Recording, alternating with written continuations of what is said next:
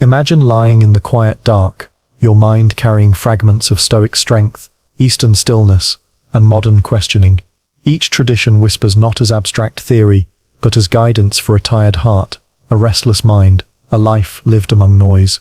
This journey is not for scholars locked in libraries, but for real people, those who work, ache, love, and stumble. Tonight you'll hear ancient wisdom and modern doubt braided together, not as lectures, but as a lullaby of resilience. Let each thought become a lantern, flickering softly, showing you that philosophy was always meant for you. You close your eyes, and in the darkness behind your eyelids, a flame flickers. It is not a roaring bonfire that consumes everything around it, but a steady, small flame fed by the dry wood of discipline and the oxygen of perspective. The Stoics often describe the soul in such terms, a fire that must be tended, not with the desperate gathering of more and more fuel, but with the careful guarding of the embers. Marcus Aurelius wrote in his Meditations that the flame of reason within us can remain untouched, even when storms rage outside. Tonight, as you drift between thought and sleep, imagine your own flame, unshaken by the winds of fortune. Philosophy is often presented as heavy, complicated, too distant from daily life, but for the Stoics, it was a matter of survival, as practical as learning how to breathe in a smoke-filled room. Their flame burned in marketplaces, on battlefields, in exile, and even on deathbeds. Epictetus, born a slave, tended his flame in chains, teaching that no master could own his will. Seneca, condemned to die by his own student, the Emperor Nero, let his flame endure in calm resignation, bleeding quietly in a bath, as if life itself could not extinguish what philosophy had prepared. Marcus Aurelius, weary from wars and plague, still protected his inner fire, writing words not for history but to himself. Be like the rock against which the waves break. As you lie here now, imagine how much your own days resemble theirs in miniature. You too are surrounded by noise, demands, expectations, and disappointments. Life burns against you with frustrations you cannot control, traffic jams, illness, loss, harsh words, forgotten promises. Yet philosophy whispers that within you is a place that cannot be touched. The Stoic flame burns there, indifferent to fortune, indifferent to insult. The only fuel it needs is your attention, your awareness that choice is always yours, no matter how small the circumstance. Picture your own anger. It feels like a wildfire, hot and uncontrollable. But the Stoics remind you that anger begins not in the event, but in the judgment. A person insults you, and the first spark lands. But you fan it into flame with thoughts like, how dare they? This is unbearable. Marcus would tell you let the spark fall into wet earth instead, where it dies out harmlessly. Your inner flame does not need to roar against insult. It only needs to burn steady, calm, illuminating, rather than consuming. There is power in this imagery. The Stoic flame is not about denying emotion or becoming stone. It is about choosing what fuels you. If you allow envy, resentment, or fear to feed your fire, it grows smoky, choking, destructive. But if you allow discipline, gratitude, and perspective to fuel it, your fire becomes light, guiding you even in the darkest hours. The Stoics spoke not of suppressing life, but of ordering it, of ensuring that what burns within you is worthy of warmth. Imagine yourself tomorrow, facing the day as if you were carrying a lantern. Every challenge is simply another gust of wind. Some will try to blow out the flame, others may even shield it for you without realizing, but it is always yours to guard. No one else can do it for you.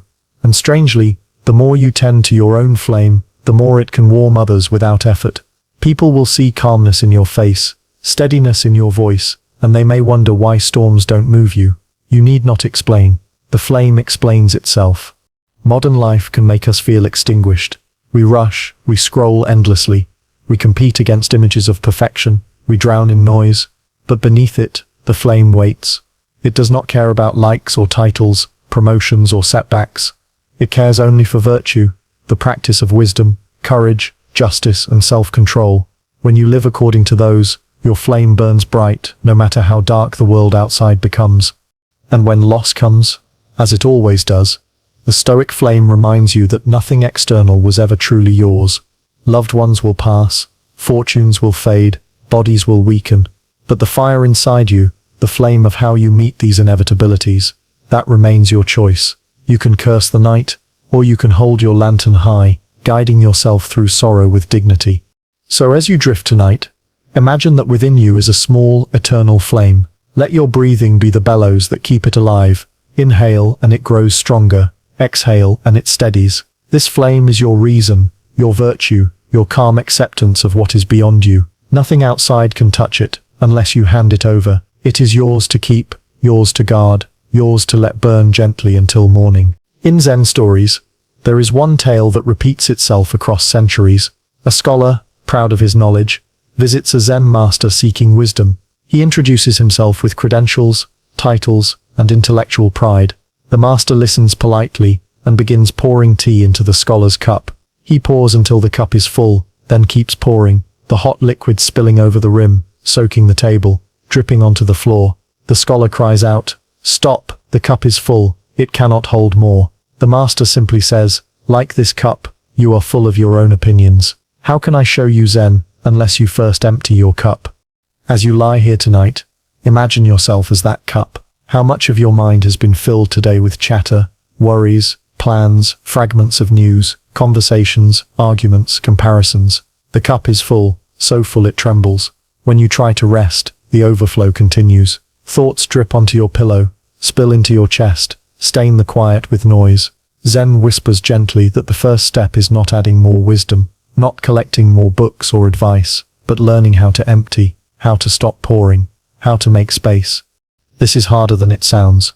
The modern mind worships fullness. We equate being busy with being valuable. We equate having opinions with being intelligent.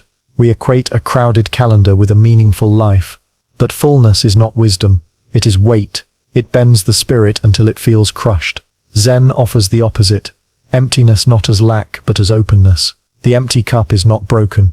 It is ready. Ready to receive water. Ready to receive air. Ready to reflect the sky above it. Close your eyes and imagine the act of emptying. A thought of tomorrow arrives. Will I finish that task? And you tip the cup, letting the thought pour out. A memory of a mistake whispers, "You should have done better," and you pour that out too. An anxious glance at the future, a comparison to another person's life, a bitterness that still lingers. Tip them all out, one by one. You may fear the emptiness, but notice how light you feel without the overflow. Notice how silence makes more sense when it has space to echo. In Zen, this practice is not about abandoning thought forever. It is about creating space between thoughts, so that wisdom can enter.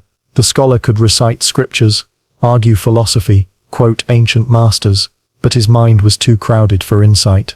So the master offered him an image, a spilling cup, and you too have been spilling for years without realizing. Your mind has been hosting guests that never leave, each thought demanding another seat at the table. Tonight, you show them to the door, not angrily, but kindly. Thank them, then empty them. There is a paradox here. Emptiness, in the Zen sense, is not a void to be feared, but a fullness of possibility. A cup that is empty can hold tea, or water, or medicine, or wine. A cup that is full holds only what is already there. Likewise, a mind that is full of opinions sees only itself reflected, while an empty mind can mirror reality as it truly is. The Zen masters laughed often at cleverness. They prized simplicity because simplicity was alive, open, unguarded. Picture your own life. How often have you listened to someone, not to understand them, but to prepare your own response? How often do you wake up not to feel the morning, but to plan your tasks? How often do you walk outside, not to see the world but to compare yourself against it? Each of these moments is a cup filled before it can receive. What if, just for tonight, you did nothing but sit as an empty vessel, open and light, without needing to defend, explain or prove? Zen's empty cup invites humility. It tells us that no matter how much we think we know, the universe is infinitely larger. The cup reminds us that arrogance blinds us, while humility makes us receptive. In this way, the empty cup is also a mirror of compassion. If you are full of yourself, you cannot hold space for another person's pain. If you are empty, you can receive them fully, without judgment, without agenda. This is why Zen masters taught with silence, paradox, and laughter. They wanted to pour out the stale tea so fresh water could flow. Breathe in slowly.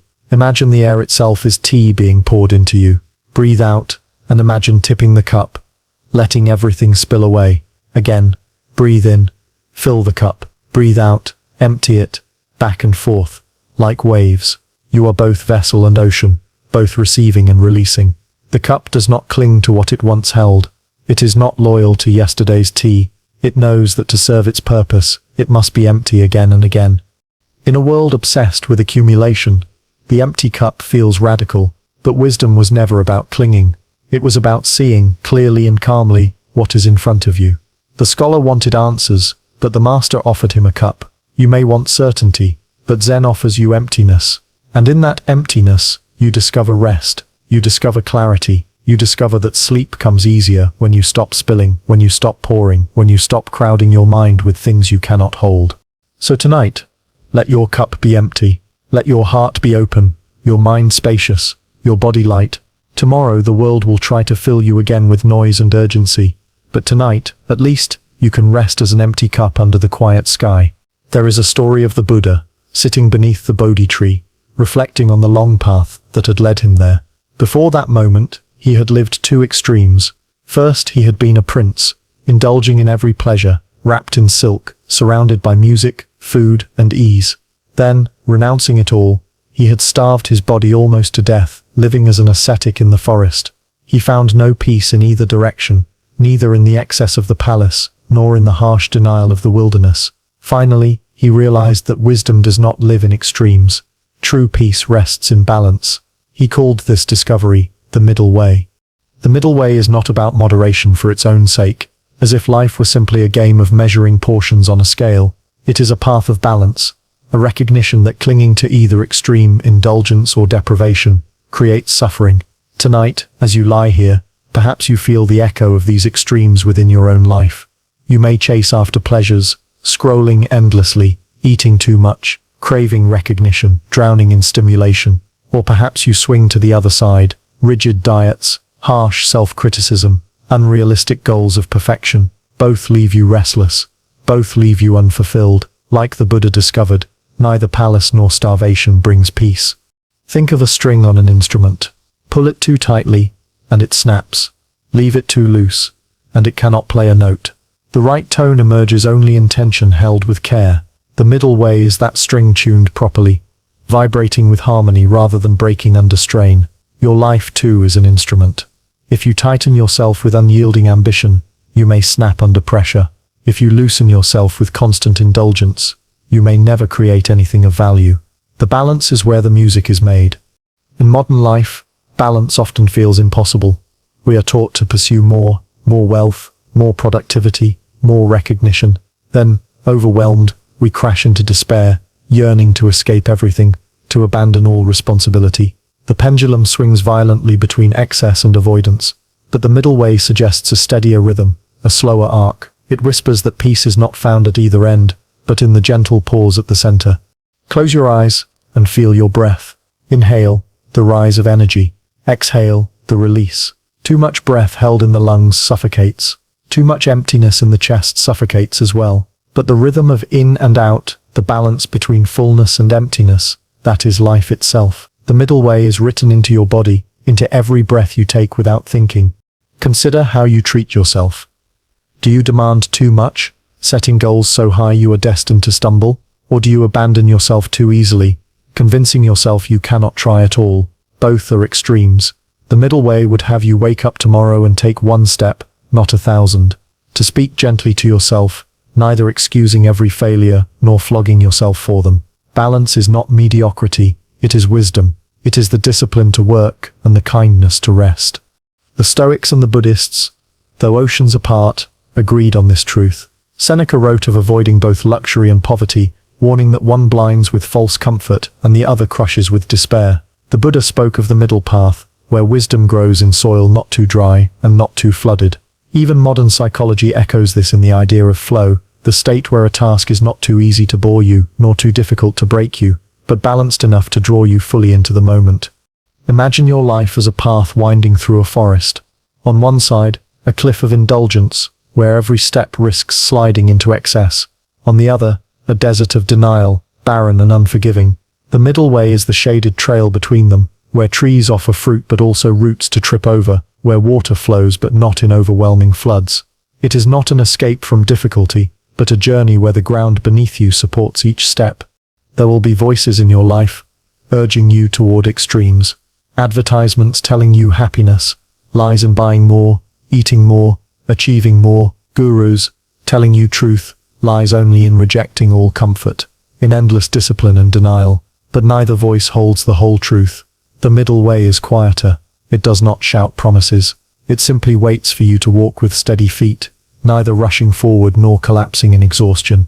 Tomorrow, when choices appear, you may practice this. When anger rises, neither explode in rage nor bury it deep until it poisons you. Pause, breathe, respond with balance. When hunger calls, neither binge nor starve, but eat enough to nourish. When work piles high, neither drown in it nor flee from it, but take one task, then another. Balance is found not in grand gestures, but in small repeated acts of tuning the string of your life. As you rest tonight, imagine that string stretched across your chest. With every breath, you tune it closer to harmony. Not too tight, not too loose, just enough to hum softly in the quiet.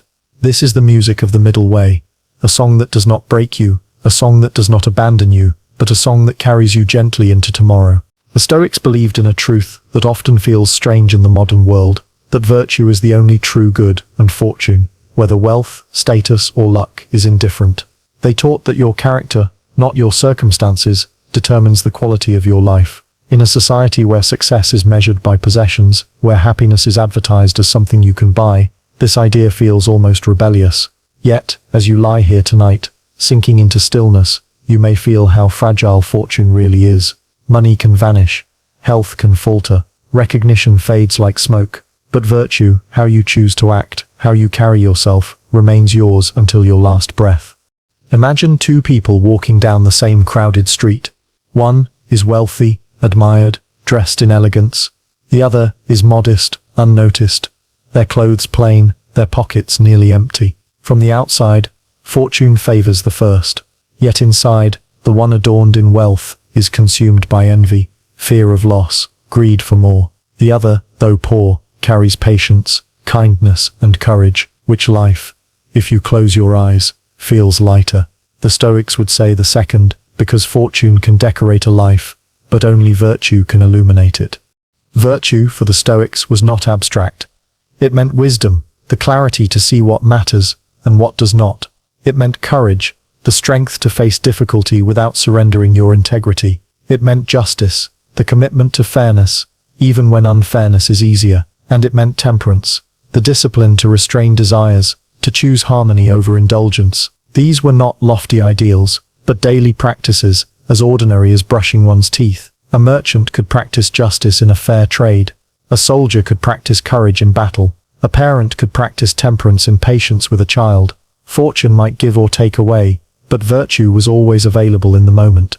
As you drift deeper into this thought, reflect on how often you've been tempted to measure yourself by fortune. Did you feel envy when someone else succeeded? Did you feel despair when you lost something you thought essential? Did you think happiness belonged to them, and not to you? The Stoics would whisper fortune is only an appearance, like shadows flickering against a wall. What endures, what is truly yours, is your choice to act with integrity, no matter the shadows. Seneca wrote that wealth is not evil, nor is poverty good. Both are indifferent. Their value depends on how you use them. A wealthy man who hoards is no better than a poor man who curses his condition, but a wealthy man who shares generously, and a poor man who endures with dignity, both live in accordance with virtue. The measure is not what fortune delivers, but what you deliver in return.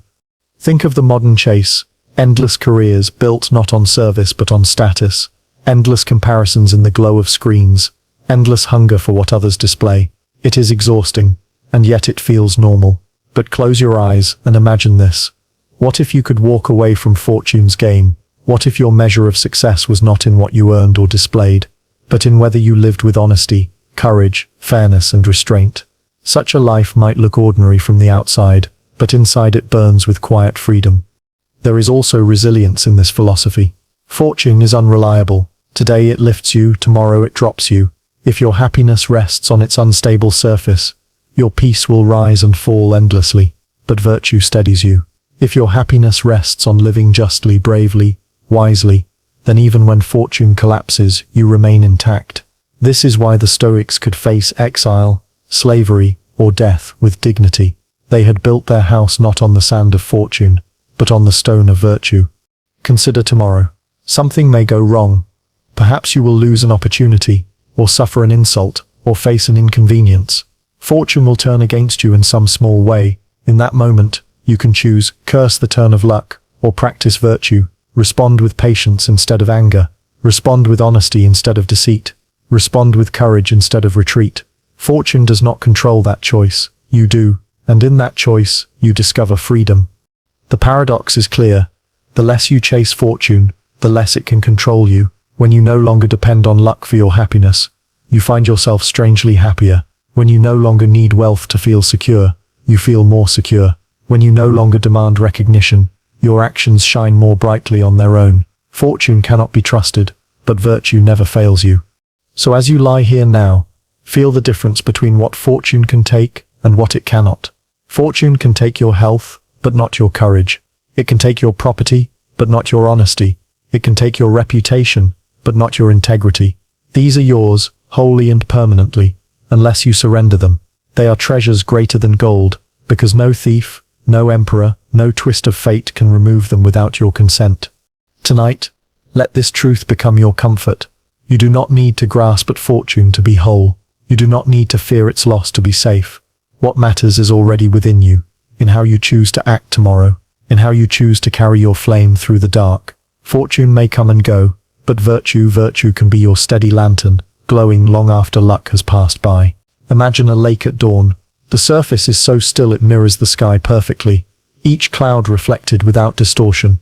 Then, a stone is thrown into the water. Ripples spread across, breaking the image into fragments, until what was once clear becomes chaos.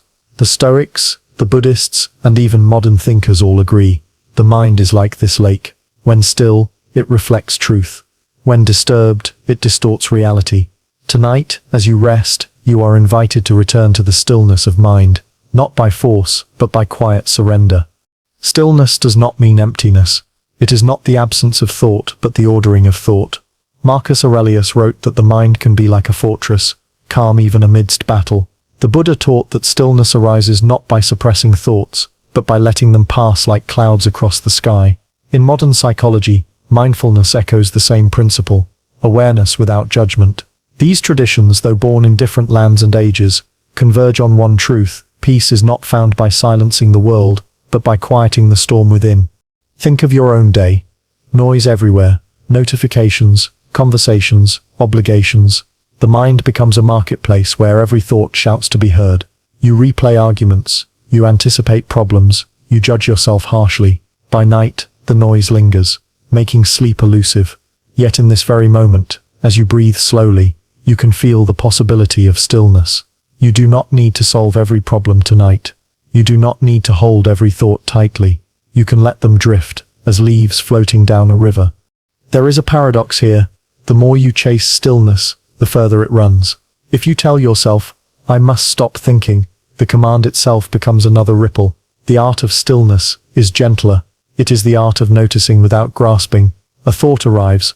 "I forgot to answer that message." You observe it, then let it pass. Another thought arrives. "What if tomorrow goes badly?" Again you observe it, then let it pass. One by one the ripples soften, until the lake begins to calm on its own. The Stoics practiced this through reflection. Each evening they would review the day without condemnation. Where they erred, they sought to learn. Where they acted well, they gave thanks. The Buddhists practiced through meditation, watching the breath as a tether to the present. Modern therapists practice with patients by anchoring them in sensation, the feel of the body against the bed, the sound of breath moving in and out. These are different doors to the same room, the still mind that rests in awareness. Consider how powerful this stillness can be. Anger loses its fuel when the mind is calm.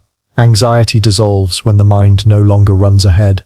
Even grief softens when you can hold it gently, rather than wrestle with it. A still mind is not numb. It feels fully, but without drowning. Like the lake, it reflects reality without distortion, holding both beauty and sorrow in clarity. As you lie here, try this. Breathe in slowly. Imagine the lake filling with light. Breathe out. Imagine the ripples fading away. Again, breathe in. The water clears. Breathe out. The surface stills. Each cycle draws you deeper into quiet, into that place where thoughts lose their grip, where you are no longer caught in past or future. You are simply here, resting, present. Stillness does not mean withdrawal from life. The Stoics still ruled empires, led armies, and taught in markets. The Buddhists still begged for food, walked among crowds, and tended to the sick. Modern seekers still work jobs, raise families, and navigate chaos.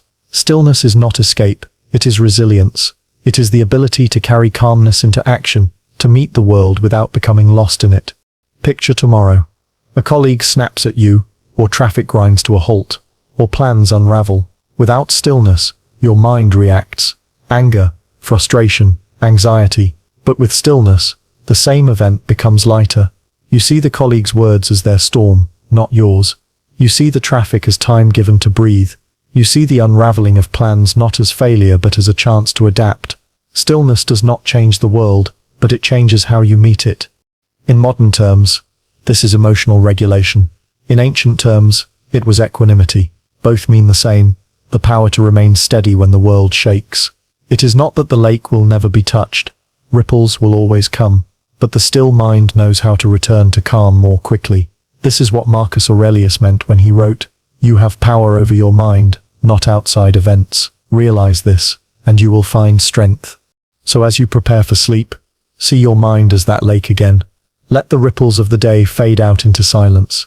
Let the reflections return, the clouds, the stars, the moonlight overhead. This is stillness, not forced but allowed, not a rigid command but a gentle invitation. Stillness of mind is a gift you can give yourself every night, a gift that requires no wealth, no fortune, no approval, just the willingness to sit with your breath, your thoughts, and the quiet beyond them. Tonight, let the lake of your mind become clear, so that when morning comes you can rise, not as one tossed by storms, but as one who carries the calm within. Everything changes. The leaves that fall in autumn, the laughter of a child, the wrinkles gathering on your hands, the very breath moving in and out of your lungs, nothing holds still, nothing stays forever. To many, this truth feels frightening. We cling to moments, to people, to possessions, hoping they will stay as they are, yet impermanence is not an enemy. The Buddha called it anatra, the natural flow of all things, and within that flow, there is freedom. For what changes cannot be clung to, and what cannot be clung to, cannot imprison you. Think of a flower in bloom. Its beauty moves you because you know it will not last. If roses bloomed eternally, would they still feel precious, or does their fragility give them weight in your heart? Impermanence sharpens the value of each moment. The Stoics too recognized this truth. Marcus Aurelius reminded himself daily that those he loved could be gone tomorrow, not to despair but to remind himself to cherish them fully today. Impermanence is the quiet teacher that whispers, nothing is guaranteed, so everything deserves attention.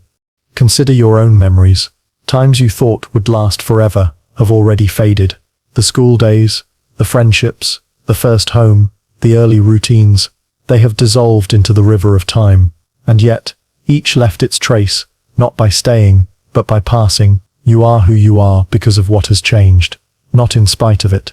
If everything were permanent, you would never grow, never learn, never move beyond old mistakes. The very fact that life shifts beneath your feet means you are free to shift as well. But we resist. We resist with all our strength. We hold on to youth, to comfort, to relationships that have run their course. We treat impermanence as loss rather than reality, and so we suffer. The Buddhists teach that suffering comes not from change but from clinging. To cling to a river and demand it not flow is to exhaust yourself. To accept the current, to float within it, is to find peace. Impermanence is not cruel, it is simply the way things are. The modern world tempts us with illusions of permanence. Photographs freeze a moment. Social media creates archives. Medicine delays aging. Contracts promise security. Yet beneath it all, time continues its quiet work. A photograph cannot bring back the person. An archive cannot stop forgetting. A medicine cannot halt the truth that bodies fade. To realize impermanence is not to despair but to awaken. It is to understand that clinging to permanence is the illusion, not change itself. Imagine tonight, releasing your grip. The worries about tomorrow, let them drift, because tomorrow itself is impermanent. The regrets of yesterday, let them dissolve, because yesterday is already gone. The desire for things to stay exactly as they are, loosen it, because even now, this very breath is ending as another begins. Impermanence is not a thief in the night, but the rhythm of life itself. Once you stop fighting it, you may find relief in its flow. The Stoics saw impermanence as training. They practiced negative visualization, imagining the loss of what they held dear, not to wallow in despair, but to teach themselves not to cling. By picturing the absence of fortune, they could love it more deeply in the present and release it more calmly when it left. The Buddhists taught mindfulness, awareness that every sensation, pleasant or painful, arises and passes away. By watching it come and go, one sees that clinging is pointless. Modern psychology echoes this with acceptance therapy, teaching patients that pain is temporary, and by allowing it to move through, one becomes less trapped by it. Think of how this might change your daily life. A good meal, you savor it more when you accept it will end. A conversation, you listen more fully when you know it may never come again. Even suffering, a headache, an argument, a difficult day, feels lighter when you remember this too will pass. Impermanence does not erase pain, but it keeps you from believing pain is eternal. It assures you that life moves. Always.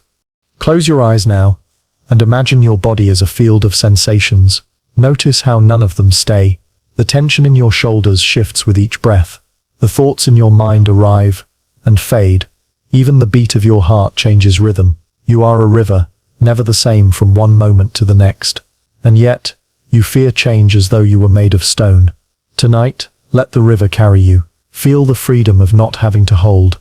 This freedom is radical. If all is impermanent, then no failure defines you forever. No mistake is permanent. No heartbreak is endless. You are not fixed in place. You can begin again at any moment, because life is always beginning again.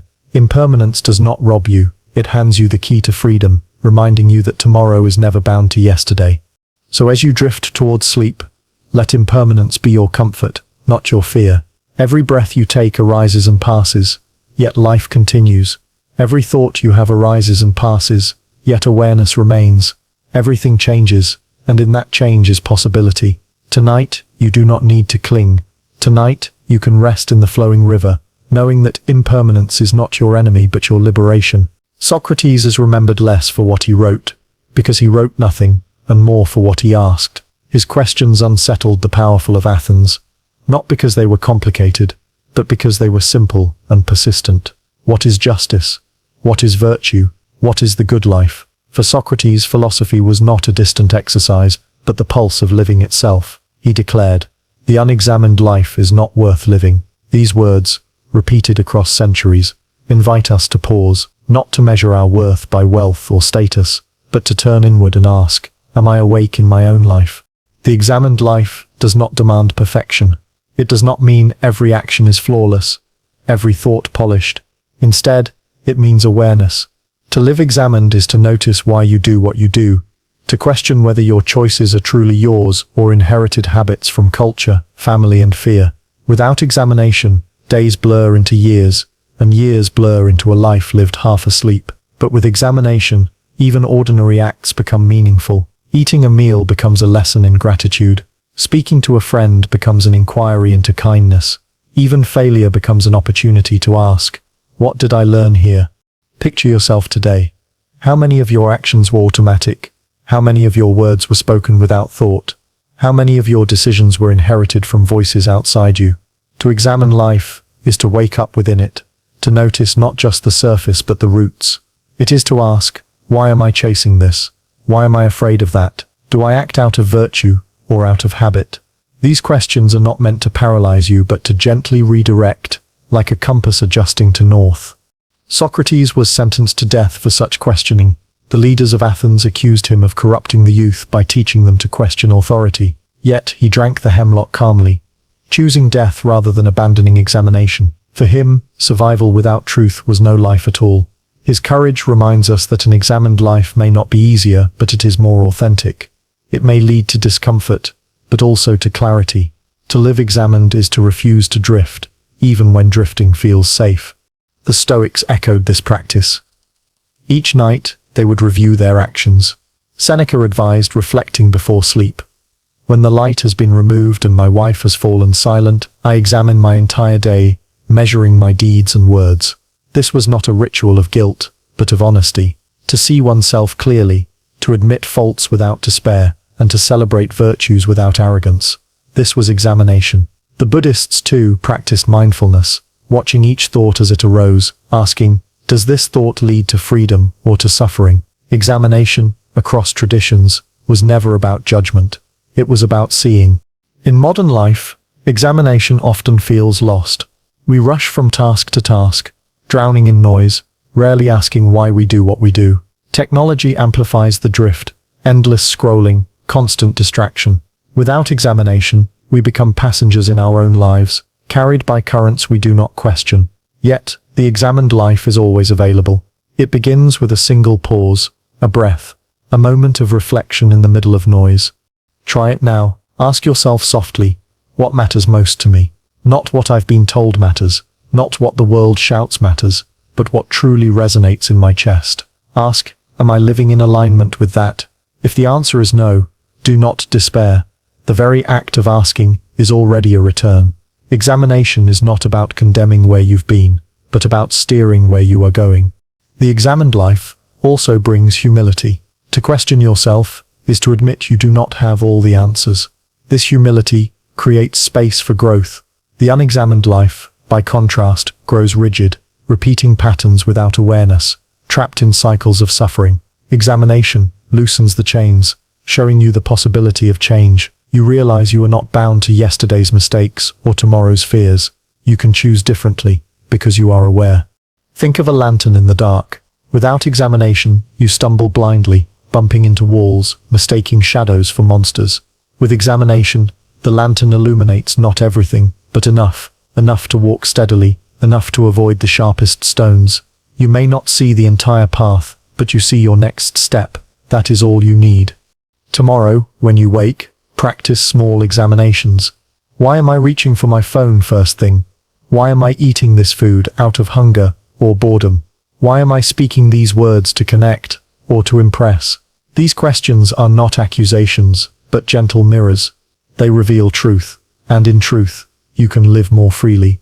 As you rest tonight, let examination be your quiet companion. You do not need to solve everything now. You only need to notice. Notice the rhythm of your breath. Notice the thoughts passing through. Notice the way your body sinks into rest. This too is examination. Awareness without judgment. Presence without distraction. The examined life is not a burden but a gift, allowing you to be awake to the moments that otherwise slip unnoticed. Socrates gave his life for this principle. But you need not. You need only a willingness to pause, to ask, to listen. The examined life does not promise endless happiness, but it promises meaning, and perhaps meaning, even more than pleasure, is what makes a life worth living. Desire is a fire that never seems satisfied. You reach one goal, and another appears.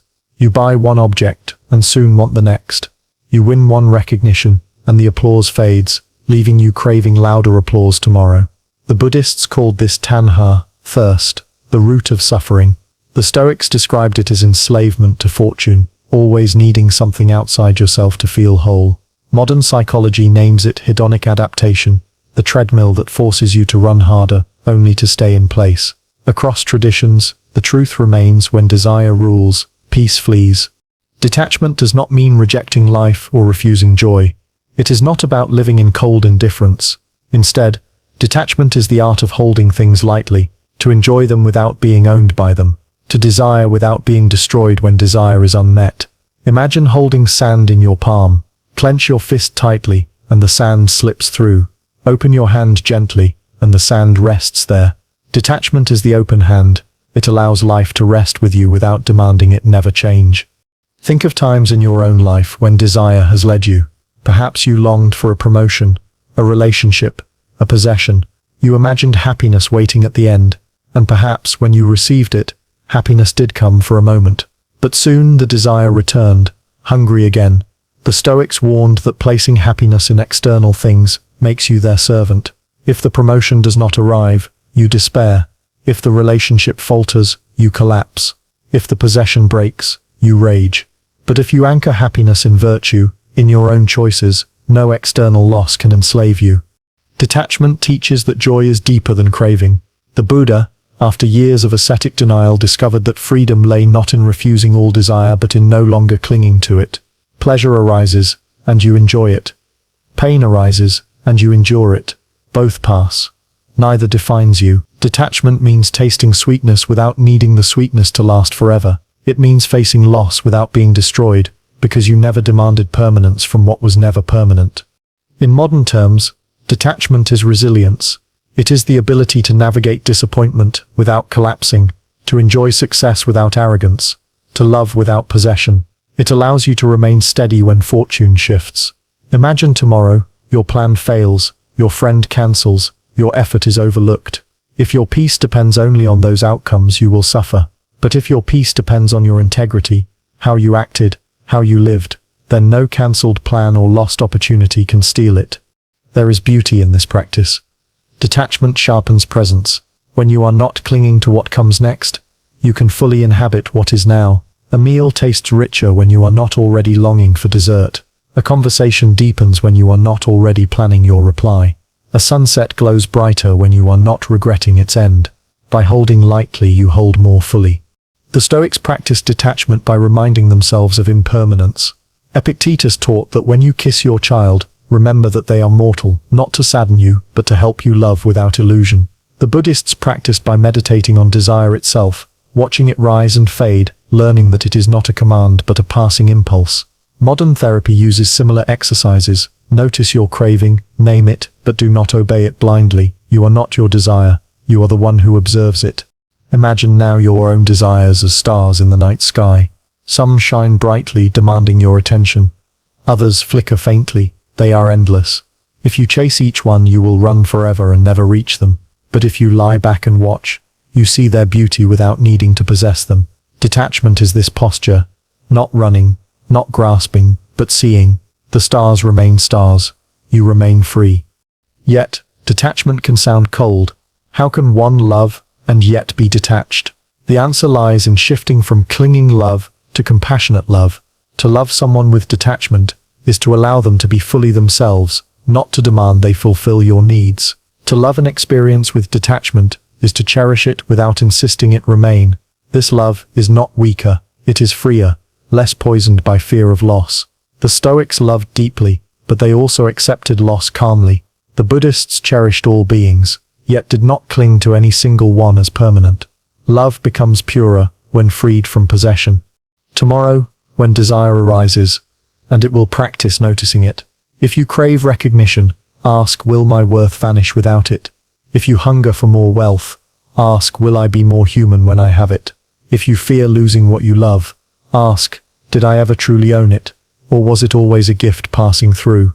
These questions loosen the chains. They remind you that desire does not define you, and detachment does not diminish you. As you rest tonight, picture yourself holding that open hand. In your palm lies everything you cherish.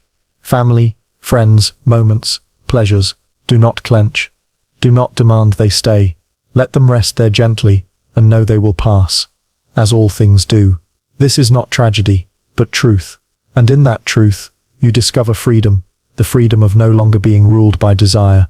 The freedom of walking calmly through a world that cannot enslave you. The Taoists spoke of a truth that was less about rules and more about rhythm. They called it Dao, the way. It was not a path laid out like a road with signs and directions, but the flowing movement of the universe itself, the river, the wind, the stars, the pulse of life that moves whether we notice it or not. To live well, they said, is to align with this flow. To resist it is to exhaust yourself. The Dao flows, always, and wisdom is learning to flow with it. Imagine a river running through a valley. The water does not argue with rocks in its way. It bends around them. It does not resist the banks. It fills them. It does not demand the mountain change its shape. It carves slowly, patiently, over centuries. The Tao is like this river, and you are like the water within it. When you try to force life, when you demand it obey your plans, you thrash like water striking a wall. But when you flow, you discover strength in softness, persistence in surrender. Laozi, the sage of the Tao, wrote, "The softest thing in the universe overcomes the hardest. Water, though yielding, wears down stone. Silence, though empty, silences the loudest voice." In modern terms, this sounds like resilience through flexibility. In Stoic terms, it resembles acceptance of what lies outside our control. In Buddhist terms, it mirrors the release of clinging. The The Tao reminds us that harmony is not forced but found, not demanded but allowed. Think of your own struggles. How often have you fought against what is, insisting life should be otherwise? You argue with time, wishing it would slow. You resist endings, wishing they would last. You battle change, wishing it would not come. But the Tao flows regardless. No river can be dammed forever. The art is not to stop the current, but to float within it. Detachment and the Tao are twins. To detach is to release clinging, to flow with the Tao is to trust that release. Modern life makes this difficult. We are taught to control, to plan, to conquer. We are told to bend the world to our will, yet control is fragile. A single illness, a single accident, a single turn of events can undo the most careful plans. The Tao whispers a softer lesson: control less, trust more, bend with the wind, and you will not break. Picture yourself tomorrow facing an obstacle, a task that will not yield, a person who will not agree, a situation beyond your reach. The usual instinct is to push harder, to strain against the wall. But what if you flowed around it? What if you adjusted, like water finding another path? You might discover that effort is not always strength, and surrender is not always weakness. To yield at the right time is wisdom, not defeat. The Tao also teaches simplicity.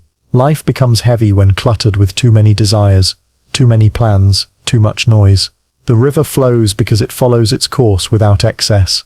A tree grows because it simply reaches for light without pretending to be a mountain. You too can live more lightly by letting go of what is not essential, by aligning your actions with what feels natural rather than forced. Stillness plays a role here as well. Water reflects clearly only when calm. The Tao is best seen not in frantic searching but in quiet observation. Sit in silence, and you may feel it. The hum beneath the noise, the rhythm of breath, the pulse of life moving without your command. This is not mystical, it is immediate. The beating of your heart, the rise and fall of your chest, the drift of your thoughts, all are the Tao flowing through you. You do not command them, yet they move. The Taoists often mocked rigid wisdom. They told parables of butchers who never sharpened their knives because they cut along the natural grain of the meat, of carpenters who worked with the wood rather than against it. Their lesson was simple: stop fighting the nature of things, align with it, and life becomes effortless. Resist it, and you exhaust yourself. Consider how often you exhaust yourself, forcing conversations, forcing outcomes, forcing yourself to fit into molds not shaped for you. What would it mean to trust the Tao instead, to let some things unfold in their own time, to walk with life rather than drag it behind you? This is not laziness, it is harmony. The river still moves, the water still works, but it does so by being itself, not by pretending to be stone. As you rest tonight, imagine yourself as water. You have no need to resist. You flow around obstacles. You carve your own path without force. You are soft, but your softness contains immense strength. Let the Tao carry you as you drift towards sleep. Let the current take your worries, your demands, your rigid plans. You do not need to control everything. You only need to flow. The Tao flows, always, in your breath, in your heartbeat, in the rise and fall of the seasons. To join it is to live at peace. To resist it is to struggle endlessly. Tonight, choose peace. Tonight, float gently, carried by the river of the way. The world often feels like chaos. Wars, storms, arguments, sudden accidents, daily frustrations, all reminders that so much is outside our control. The Stoics faced this same storm 2,000 years ago, and their answer was reason, not cold calculation, but the inner flame of rational thought that allowed them to navigate disorder without losing themselves. Marcus Aurelius wrote, "If you are pained by anything external, it is not this thing that disturbs you but your own judgment about it." Reason, he believed, could turn chaos into clarity. Reason is not the absence of emotion. It does not mean you become stone, untouched by the world. Rather, it is the ability to pause before reacting, to see events as they are instead of drowning in them. Imagine standing in a storm. If you flail wildly, the rain blinds you, the wind tosses you. But if you stand still, breathe, and see clearly, you realize the storm will pass. You cannot stop it, but you can decide how you stand within it.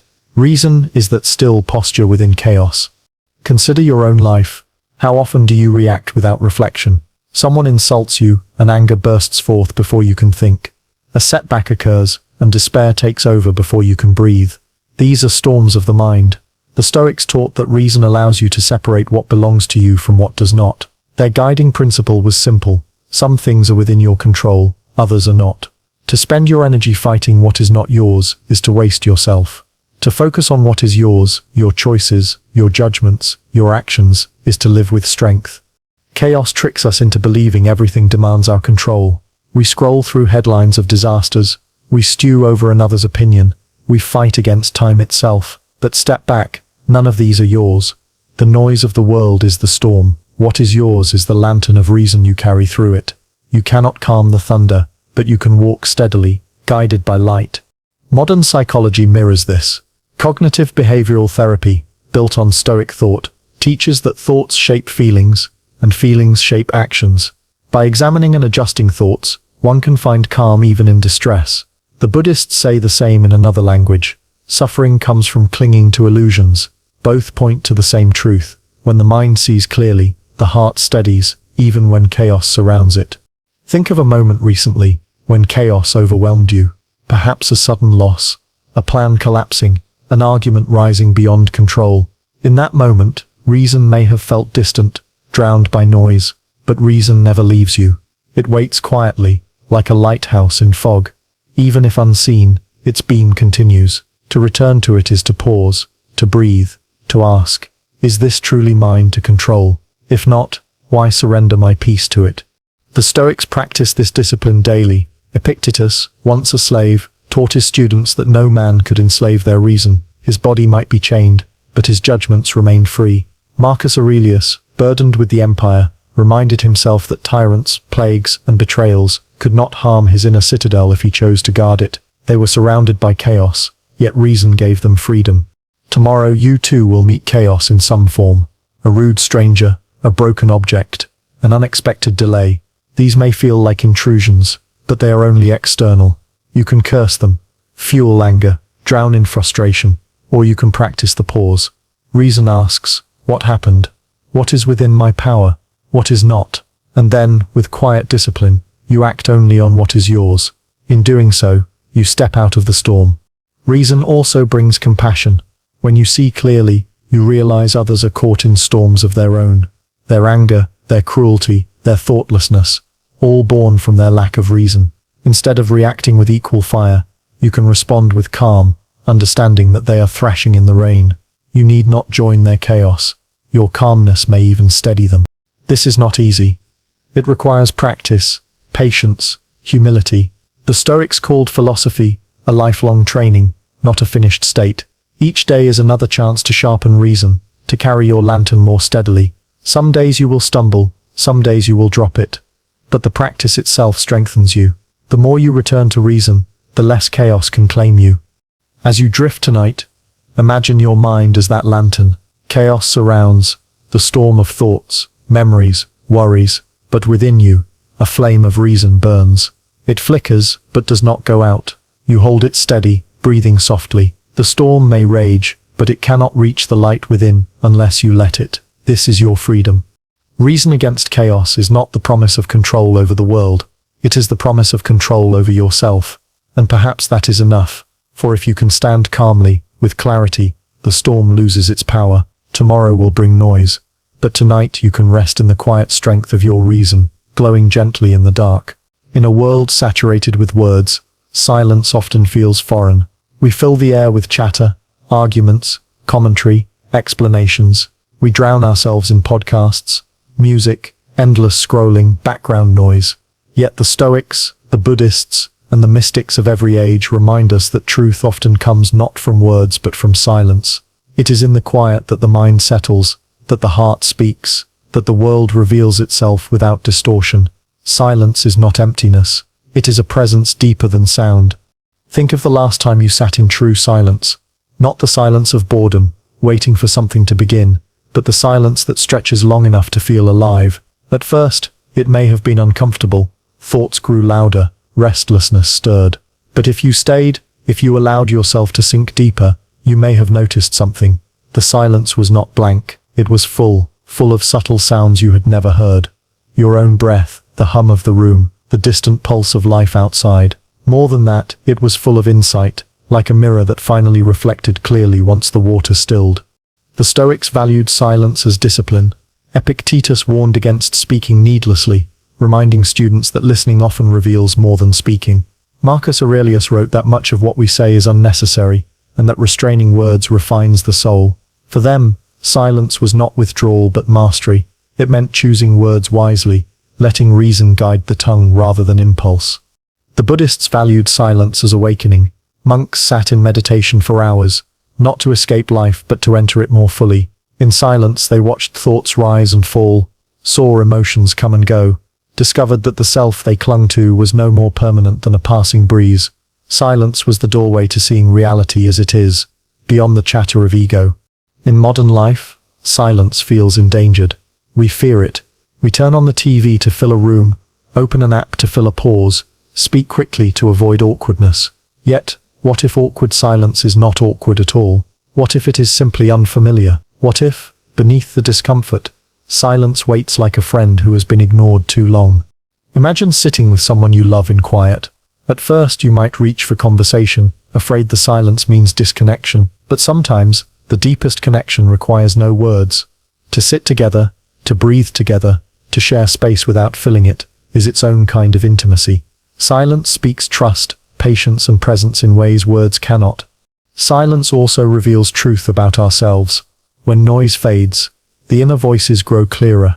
Sometimes they are voices of fear, regret, longing. This is why many avoid silence. It confronts them with themselves. But in facing those voices you discover clarity. You realize which fears are illusions, which regrets still ask for forgiveness, which longings guide you toward what matters. Silence becomes a teacher, stern but compassionate, showing you what noise hides. Philosophy invites us to practice silence daily. The Stoics would end their nights with reflection, done in solitude and quiet. The Buddhists sat in meditation, attending to the breath. Even modern therapy encourages moments of mindfulness, sitting in stillness to observe without judgment. Each tradition says the same. Silence is not wasted time. It is essential time, the soil where wisdom grows. Think of your own tomorrow. How much of it will be filled with noise?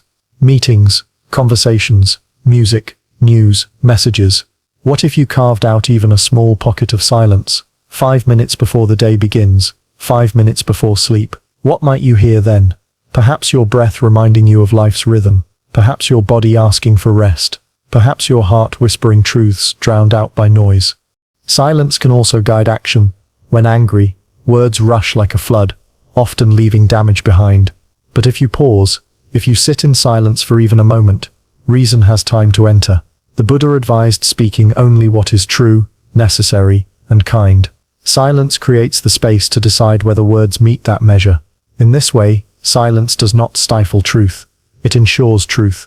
Close your eyes now, and imagine silence surrounding you. Not an empty void, but a vast, soft presence.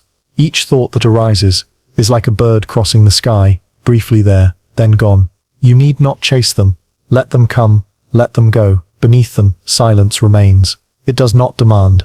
It does not argue. It simply holds you. In silence, you begin to notice what is constant. Breath, heartbeat, awareness itself. In silence, you realize you are not your noise. You are not the arguments replayed in your head. Not the judgments, not the chatter. You are the stillness beneath them. And in that realization, peace arises naturally. The Stoics believed reason guided the soul. The Buddhists believed awareness revealed the truth. Both meet in silence, for silence is where reason clarifies, where awareness awakens. Silence is not the absence of life, but the fullness of it, uncovered when distraction fades. Tonight, as you drift towards sleep, let silence be your companion. Do not fear it. Do not rush to fill it. Rest in it, and let it speak the truths that noise cannot. For sometimes the deepest wisdom, the gentlest comfort, the clearest path, are found not in words but in the quiet beyond them. Amor Fati, love of fate. The Stoics spoke these words not as resignation but as strength. To love fate is not to passively accept every misfortune, but to embrace life in its entirety, without resistance, without complaint. Marcus Aurelius reminded himself to greet each event as if it were written for him. Nietzsche later revived the phrase, urging us to not only endure what happens, but to will it. To live as though we would choose the same life again and again for eternity. Tonight, as you rest, you are invited to try on this radical posture, not merely enduring fate, but loving it. Imagine your life as a story. You are the central character, but you are not the author. Events unfold, some joyous, some tragic, some mundane. If you resist every twist that displeases you, the story becomes torment. But if you lean into it, if you embrace even the chapters you did not want, the story becomes richer. Amor Fati is living as though each page, however unexpected, belongs to you fully, not as punishment, not as mistake, but as part of the whole that makes your life uniquely yours. The instinct is to resist. We long for different outcomes, a kinder past, an easier present, a more certain future. We ask, why me? We curse the accident, the betrayal, the illness, the delay, yet fate cares little for our resistance. Events unfold regardless. To love fate is to recognize this, and to transform resistance into strength. Instead of saying, I wish this had not happened, the practice whispers, since it has happened, how can I live it well? Think of times in your life that felt unbearable at first. Perhaps a loss that hollowed you, a failure that humiliated you, a door that closed with finality. Looking back, you may see how those very events shaped you, forced growth, revealed truths. You would not have chosen them, yet they became essential threads in your fabric. Amor Fati invites you to live as though even now, in the midst of difficulty, you can trust that this too belongs, that this too is part of your becoming. This is not easy. To love fate requires courage. The Stoics trained themselves daily. Epictetus, who lived enslaved, did not deny suffering, but he reminded his students that events are not ours to command. Our response is, to embrace fate is to embrace freedom, because when you cease resisting what you cannot change, you are free to act where you can. The Buddhists taught the same through acceptance of impermanence. Clinging brings suffering, release brings peace. Nietzsche took it further, challenging us to not only accept but to rejoice in every event, even suffering, as if we would choose it again. Consider how this might shift your tomorrow. If you are delayed in traffic, instead of anger, you might say, Amor Fati, this moment is mine too. If a plan collapses, you might remind yourself, Amor Fati, this failure belongs to my story. If a hardship rises, you may whisper, Amor Fati, this too is the fire that forges me. It does not mean you enjoy pain. It means you do not waste yourself cursing its existence. You meet it with dignity, perhaps even with gratitude. Modern life tempts us with the illusion of control. We plan, we schedule, we demand certainty. Yet fate humbles us daily with unpredictability. Illness arrives uninvited. Accidents disrupt the routine. Fortune turns without warning. To fight this truth is to exhaust yourself endlessly. To love it is to walk lighter, knowing the unexpected is not an intruder but a companion. Amor Fati transforms chaos into belonging. Close your eyes now, and picture yourself standing in a storm. Rain falls heavy, wind howls, lightning cracks the sky. Most would curse the storm, run for shelter, fight against it. But imagine instead lifting your arms, feeling the rain on your skin, saying, yes, this too. You cannot stop the storm, but you can welcome it as part of your journey. This is Amor Fati, the courage to stand in the storm without bitterness, the freedom to see beauty even in its fury. There is joy hidden here. When you stop dividing life into what you wanted and what you did not, you discover a strange peace. Every moment becomes usable. Every event becomes meaningful. Suffering still stings, but it no longer feels pointless. Success still delights, but it does not enslave you with fear of loss. You live not in constant comparison to an imagined life, but in full presence with the life you have. Tomorrow, you may try this practice in small ways. When disappointment arrives, whisper, Amor Fati. When joy arrives, whisper it too. When nothing remarkable happens, whisper it still. Each moment becomes part of the tapestry. Each thread belongs. The practice does not change fate, but it changes you from resistance to acceptance, from bitterness to gratitude, from fear to freedom. As you drift toward sleep, imagine your life stretched out before you, every joy, every sorrow, every surprise. See it not as random chaos, but as a whole, imperfect but complete. Love it, all of it, as if you had chosen it. For perhaps in some deeper sense, you did. The breath is the simplest thing, and yet it carries the weight of your entire existence. From the moment you were born, your first cry was a breath. Until the moment you die, your last act will be an exhalation. Everything you have ever lived, Every memory, every word, every choice has been suspended between these two breaths. Yet, most of the time, you forget it. You breathe without noticing, you live without awareness. But philosophy, whether Stoic, Buddhist or modern, invites you to return to this rhythm, to anchor yourself in the present through the breath of awareness. The Stoics used breath as a symbol of life's fleeting nature. Marcus Aurelius wrote often of how each breath might be your last, not to frighten himself, but to remind himself to live fully. For him, breathing was a lesson in mortality. Each inhale a gift, each exhale a surrender. The Buddhists made breath the centerpiece of mindfulness practice. To observe breathing is to see impermanence directly. Each inhale rises, each exhale falls, none can be held. Modern psychology also turns here. Therapists teach patients to return to breath when overwhelmed, to ground themselves in the body's rhythm when the mind storms with anxiety. Across traditions, breath is not only biology, it is wisdom. Think of your day-to-day. How many moments were spent carried away by thoughts? You worried about tomorrow. You replayed yesterday. You drifted through hours without truly being here. The breath, unnoticed, carried you still. But what happens if, even for a moment, you notice it? Inhale now, slowly. Feel the coolness in your nose, the expansion of your chest. Exhale, and feel the warmth leave, the body soften. You are not in yesterday. You are not in tomorrow. You are here, alive, because of this breath. The breath of awareness brings you back to yourself. It does not demand silence of thought, nor does it require grand philosophy. It requires only that you notice. Inhale, I am here. Exhale, I let go. That is enough. When the mind spirals, when emotions surge, when chaos overwhelms, the breath is always present, always available, always steady. Like a friend who never abandons you, no matter how distracted you become. For the Stoics, awareness of breath was also awareness of control. You cannot command the world, but you can command your breath. You cannot prevent insults, accidents or loss, but you can pause, inhale, exhale, and respond with reason instead of impulse. The breath becomes a shield, a pause between chaos and choice. Epictetus reminded his students that while the body may be enslaved, the inner life remains free. In each breath, that freedom is proven. The Buddhists teach the same through meditation. Sit with your breath, they say, and you will see reality. You will see that thoughts rise like clouds and pass like clouds. You will see that craving pulls the breath shallow, and peace lets it deepen. You will see that awareness itself is like breath, always moving, always present, always now.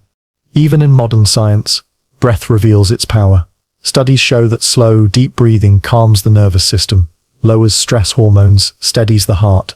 Breathing with awareness literally changes your body's chemistry, tilting you toward calm. What ancient sages intuited, biology now confirms. To breathe with awareness is to shift the state of your being. Imagine tomorrow facing frustration.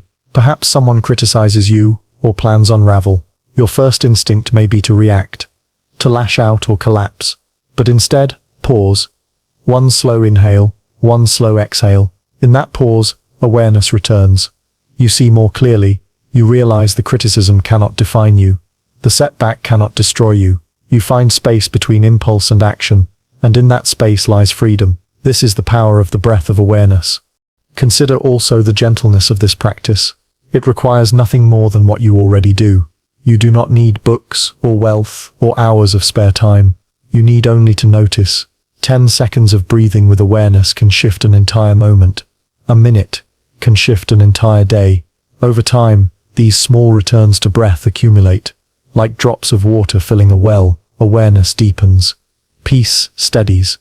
Close your eyes now. Inhale gently, as if welcoming life itself. Hold it for a heartbeat, feeling the fullness. Then exhale slowly, as if releasing all that you cannot control. Again, inhale, a gift. Exhale, a surrender. Repeat, letting the rhythm carry you. The breath is simple, but within its simplicity lies the whole of philosophy. Impermanence, presence, freedom. The Stoics would remind you, each breath may be your last. The Buddhists would remind you, each breath is enough. Modern wisdom would remind you, each breath changes your state. Together they whisper, notice it, live it, let it steady you. As you drift into sleep, let your breath guide you. Do not chase thoughts. Do not wrestle with worries. Just breathe, and let the breath itself become your awareness. Each inhale carries you deeper into stillness. Each exhale releases the day behind you. The breath flows, the mind softens, awareness remains. And in that awareness, you discover peace. No one seeks suffering, yet none escape it. Illness, loss, betrayal, disappointment. These visit every human life. The Stoics, the Buddhists, and even modern thinkers all recognized this universal truth. But they also agreed on something deeper. Suffering is not only pain, but instruction. It is a teacher, stern but invaluable. To suffer is to be reminded of fragility, to be forced into perspective, to be shaped into something you could not become without hardship. Tonight, as you rest, you are invited to see suffering not only as burden but as teacher. The Buddhists placed suffering at the very heart of wisdom. The first noble truth states plainly, life contains suffering, to deny it is to live in illusion. But the Buddha did not stop there. He taught that suffering, when observed carefully, reveals its causes, craving, clinging, ignorance. And when causes are understood, paths of release appear. In this way, suffering is a lesson, showing us where we grasp too tightly, where we misunderstand, where we need to let go. Without suffering, we would never see these truths. The Stoics echoed this. Seneca wrote that hardship is the training ground of virtue. Soldiers are not made by gentle conditions, but by challenge. Courage, patience, endurance. These cannot be developed in comfort. Epictetus, once enslaved, reminded his students that misfortune was not to be cursed but to be used. Difficulties show a man to himself, he said. Without suffering you may never discover the strength you carry. Consider your own life. Think of moments that hurt deeply, the loss that seemed unbearable, the failure that felt humiliating, the season of loneliness or fear. At the time you may have wished them away, yet now, looking back, what did they teach you? Perhaps they revealed who truly cared for you. Perhaps they stripped away illusions and showed what matters. Perhaps they forced growth, resilience, or compassion. You would not have chosen them, but without them, you would not be who you are now. Suffering, in its painful way, was your teacher. Modern psychology also affirms this paradox. Post-traumatic growth is the name researchers give to the resilience that emerges after hardship. People who endure suffering often report a deeper appreciation of life, stronger relationships, a clearer sense of priorities. Pain breaks them open, but from that fracture grows new strength. What the ancients intuited, science now confirms. Suffering, though harsh, can shape the soul. This does not mean all suffering is noble. Pain can destroy as well as teach, but the difference lies in how we meet it. Resist suffering with bitterness, and it poisons. Embrace it with awareness, and it instructs. This is not about seeking pain. It is about learning from the pain that comes uninvited, using it rather than being used by it. Imagine tomorrow something small goes wrong. An argument, a delay, an insult. Instead of rushing to anger or despair, pause, ask, what is this teaching me? Perhaps patience, perhaps humility, perhaps letting go of control. In this way, even minor suffering becomes a classroom, and when greater suffering comes, as it inevitably does, the same question applies: what lesson waits here? The Buddhists would tell you suffering teaches impermanence. No pain lasts forever. To see this is to endure with hope. The Stoics would tell you suffering teaches control, what is yours and what is not. You cannot stop illness, but you can choose courage. You cannot prevent death, but you can choose dignity. Modern therapists would tell you suffering teaches awareness of patterns, how you respond, how you think, how you can change. All agree, suffering instructs. Close your eyes and think of suffering as a stern mentor, not gentle, not soft-spoken, but relentless in honesty. It strips away comfort, illusions, arrogance. It asks you what truly matters. Who will you be when ease is gone? How will you carry yourself when the world takes what you love? These are harsh questions, but without them, we might remain shallow, untested, asleep. There is a strange gratitude that can grow here. Survivors of hardship often say they would never wish for the suffering again, yet they would never trade what it taught them. You may feel the same. The wound remains, but so does the wisdom. Suffering carved you, but also expanded you. It showed you depths of resilience, compassion, and clarity you did not know were possible. So as you drift tonight, do not fear suffering. You cannot avoid it, but you can learn from it. Each pain carries a lesson. Each wound carries a truth. Let suffering be your teacher, not your master. Let it sharpen you, not shatter you. Tomorrow, when suffering appears in small or large form, remember this: it is not only pain, it is also instruction. You may not yet see the lesson, but it is there, waiting. Walk into it with courage, and you will emerge not untouched but transformed. Who are you? If someone asked, you might answer with your name, your job, your family, your memories. You might point to the body you see in the mirror, the voice you hear when you speak, the stream of thoughts that run endlessly in your head.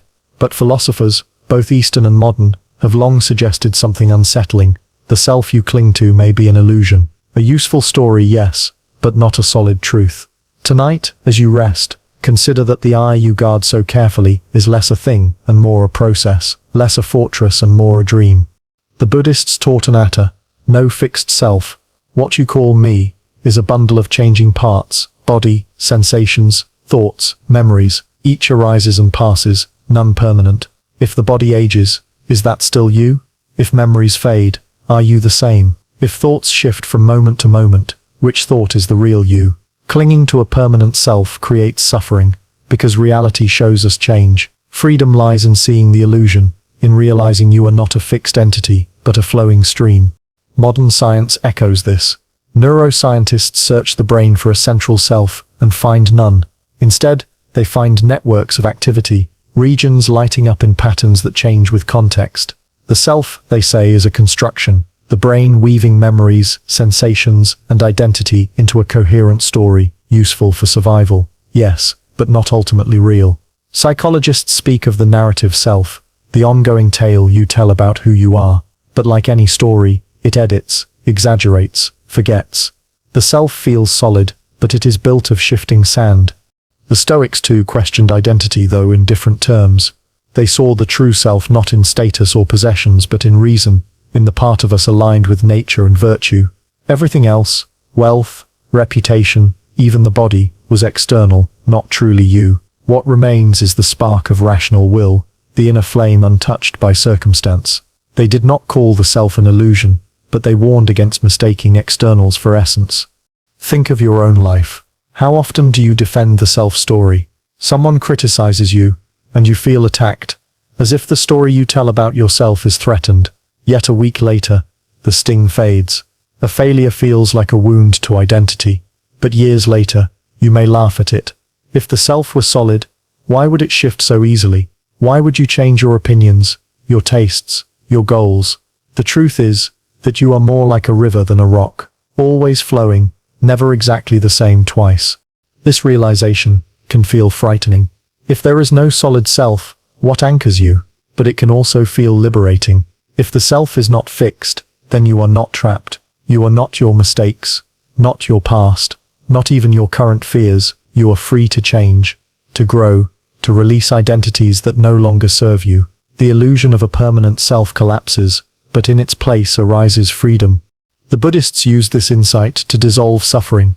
If anger arises, they reminded themselves, it is not me, it is a passing state, like a cloud across the sky. If grief arises, it too is not me, but part of the flow. By loosening identification, they loosen suffering. The Stoics, in their way, taught the same. You are not your pain, not your losses, not your fortune. You are your reasoned response. Both traditions point to the same practice. Disentangle yourself from illusions, and peace follows. Modern therapy also invites this. In acceptance and commitment therapy, patients are taught to watch thoughts as passing events, not as definitions of self. I am worthless becomes I am having the thought that I am worthless. A subtle shift, but powerful. Suddenly the self is not the thought, but the observer of the thought. Awareness itself becomes the anchor, not the story told within it. Close your eyes now, and imagine yourself as that river. Memories are leaves drifting on the current. Thoughts are ripples rising and fading. Emotions are waves, sometimes gentle, sometimes crashing. But none of them define the river itself. The river flows on, indifferent to what passes within it.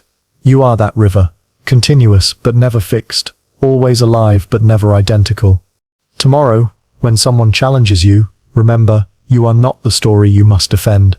When you feel regret, remember, you are not frozen in that moment. When you feel pride, remember, even that is passing. The illusion of self is not meant to diminish you but to free you. Free you from clinging, from fear, from the need to control what was never solid to begin with.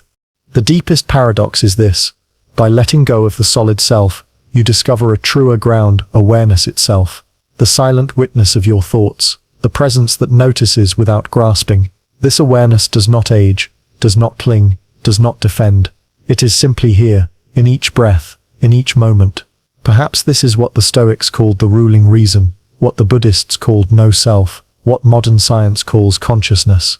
Different names, pointing to the same quiet truth. As you drift into sleep, let go of the story for a while. You do not need to be your name, your past, your roles. You do not need to rehearse who you are. Just breathe, just rest, just be the river flowing, the awareness watching. The self is an illusion, but in seeing that illusion clearly, you may feel more real than ever before. At first, the words sound like opposites. Discipline feels like restriction, a narrowing of choice, a tightening of rules. Freedom feels like release, the absence of boundaries, the ability to do whatever you please. Yet philosophy, both Stoic and Eastern, insists on a paradox. True freedom is impossible without discipline. Without discipline, you are not free. You are a slave to impulse, to craving, to habit. Discipline is not the cage, it is the key. Think of the body. If you refuse discipline in eating or moving, you may indulge in every pleasure, but soon the body weakens, aches, breaks. You are no longer free to climb stairs without pain, to breathe without difficulty. The indulgence that felt like freedom becomes a prison.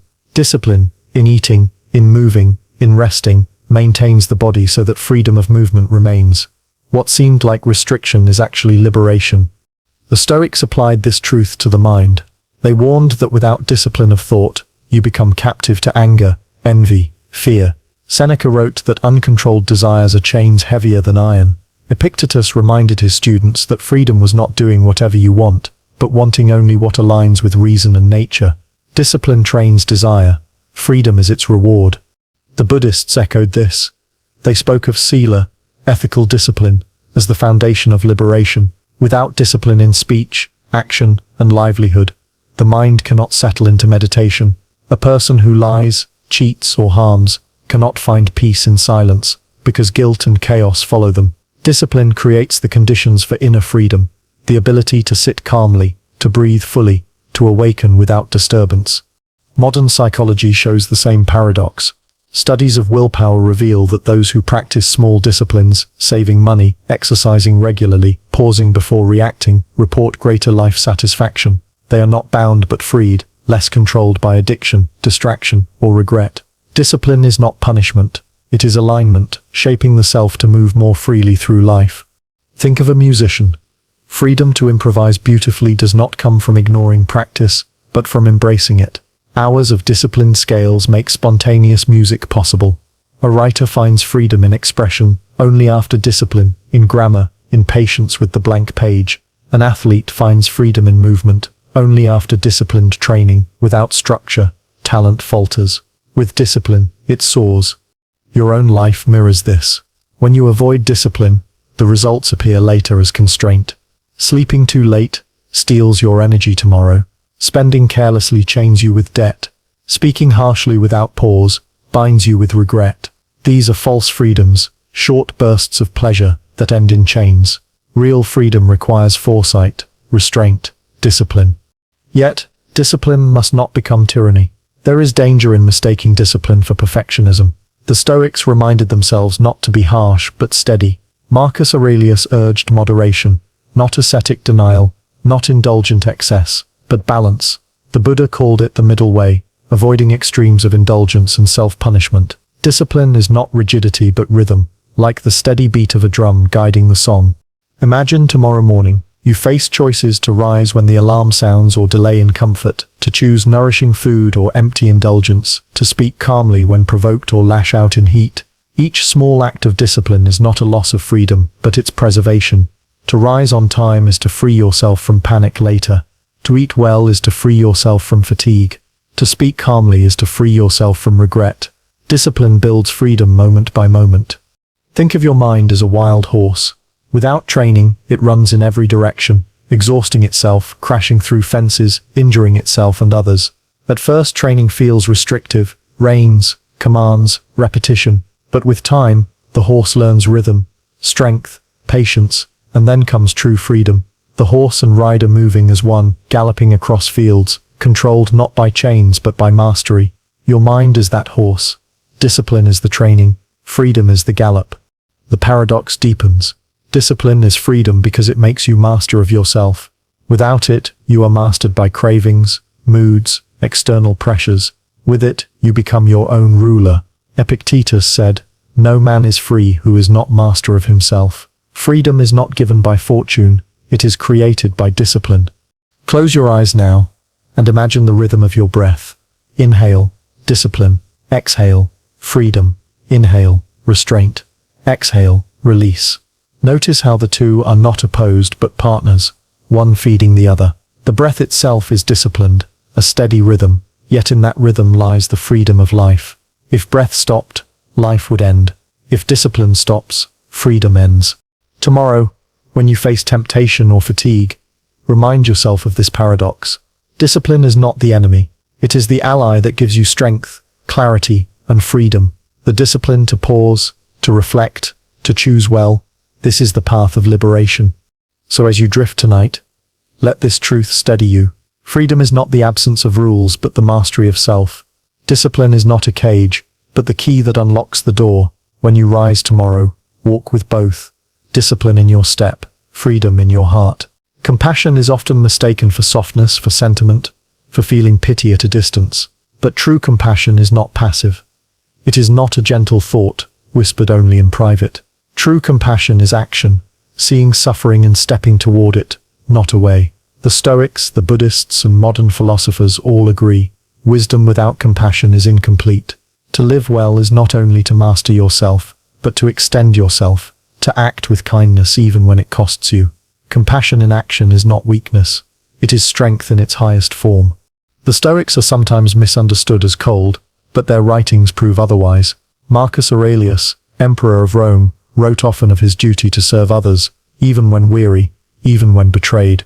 We are made for cooperation, he reminded himself, like feet, like hands, like eyelids. Seneca counseled that kindness should be given freely, not calculated for return. Epictetus taught that cruelty is ignorance, and that the wise see all humans as brothers and sisters. For the Stoics, virtue was incomplete without justice, and justice was compassion practiced consistently, not occasionally.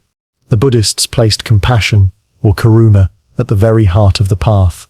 To awaken is not to escape humanity, but to embrace it fully. The Bodhisattva vow captures this spirit to delay one's own final liberation until all beings are freed from suffering. Compassion here is not just emotion, but a commitment, a radical act of solidarity. Even the breath practices of Buddhism are infused with compassion, breathing in awareness, breathing out love for all beings. In each inhale and exhale, suffering is acknowledged, and kindness is offered. Modern thinkers echo this truth in secular terms. Psychologists find that compassionate action increases well-being, not only for the receiver but for the giver. Altruism activates the brain's reward centers, releasing chemicals of calm and joy. Social scientists find that communities bound by compassion thrive longer, endure hardship more steadily. In a world that often rewards competition, compassion proves itself as a deeper strength, the glue that holds humanity together. Think of your own life. How many moments have been shaped by another's compassion? A friend who listened when you were broken, a stranger who helped when you were lost, a teacher, a parent, a passerby whose kindness shifted your day, maybe even your path. These moments, small or large, reveal that compassion is not abstract. It is lived in action, in simple gestures that ripple further than you ever see. But compassion is not always easy. It demands energy when you feel tired, patience when you feel irritable, generosity when you feel protective of yourself. It asks you to move beyond ego, beyond the constant me first. And yet, paradoxically, it does not diminish you. To act with compassion expands you. It connects you to something larger than your own story. It frees you from the prison of self-concern, reminding you that your life is woven with every other. The Stoics would remind you that compassion is rational, not just emotional. To harm another is to harm yourself, because we are made for cooperation. The Buddhists would remind you that compassion arises naturally when you see clearly. Suffering is universal, and to ignore it is to deny your own humanity. Modern science would remind you that compassion heals both ways. Across traditions, the truth is clear. compassion in action is not luxury, but necessity. Imagine tomorrow, someone frustrates you, perhaps a colleague, a stranger, even a loved one. Your instinct may be irritation, withdrawal, harsh words, but pause. In that moment ask yourself, what suffering lies behind their action? Tiredness, fear, loneliness. If you can see their pain, compassion arises. And from compassion, action follows, a softer tone, a patient silence, a kind gesture. The world shifts not in grand revolutions but in these small mercies repeated daily. Consider also compassion toward yourself. Many misunderstand discipline as harshness, forgetting that true discipline pairs with kindness. The Stoics practiced self-examination not to condemn, but to improve. The Buddhists practiced mindfulness, not to judge but to release suffering.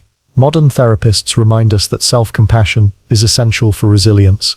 If you cannot forgive yourself, how can you forgive others? Compassion begins within, then extends outward. To act with compassion toward others, while withholding it from yourself, is imbalance. Close your eyes now, and imagine compassion as light flowing through you. Inhale, and picture drawing in the suffering of others, not to be crushed by it, but to acknowledge it. Exhale, and picture sending out relief, kindness, warmth.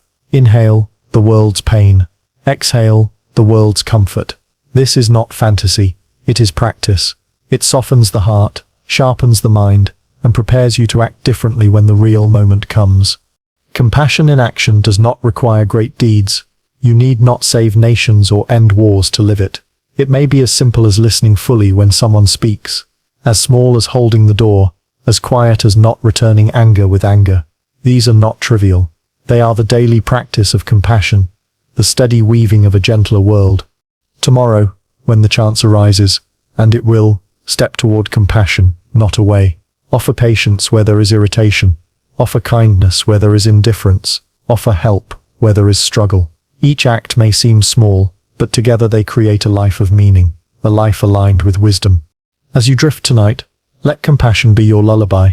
Feel its warmth spreading through your chest, softening the edges of the day. Rest in the knowledge that tomorrow you can act differently, more gently, more bravely, more compassionately. And in those actions, you live not only for yourself, but for the world around you. Desire walks beside us like a shadow. It follows silently, stretching long in the morning, shortening at noon, fading in the evening light, but always there. Sometimes it is obvious, the craving for food, wealth, recognition, love. Other times, it hides, the subtle wish to be admired, the quiet hunger for control, the yearning for things to remain unchanged.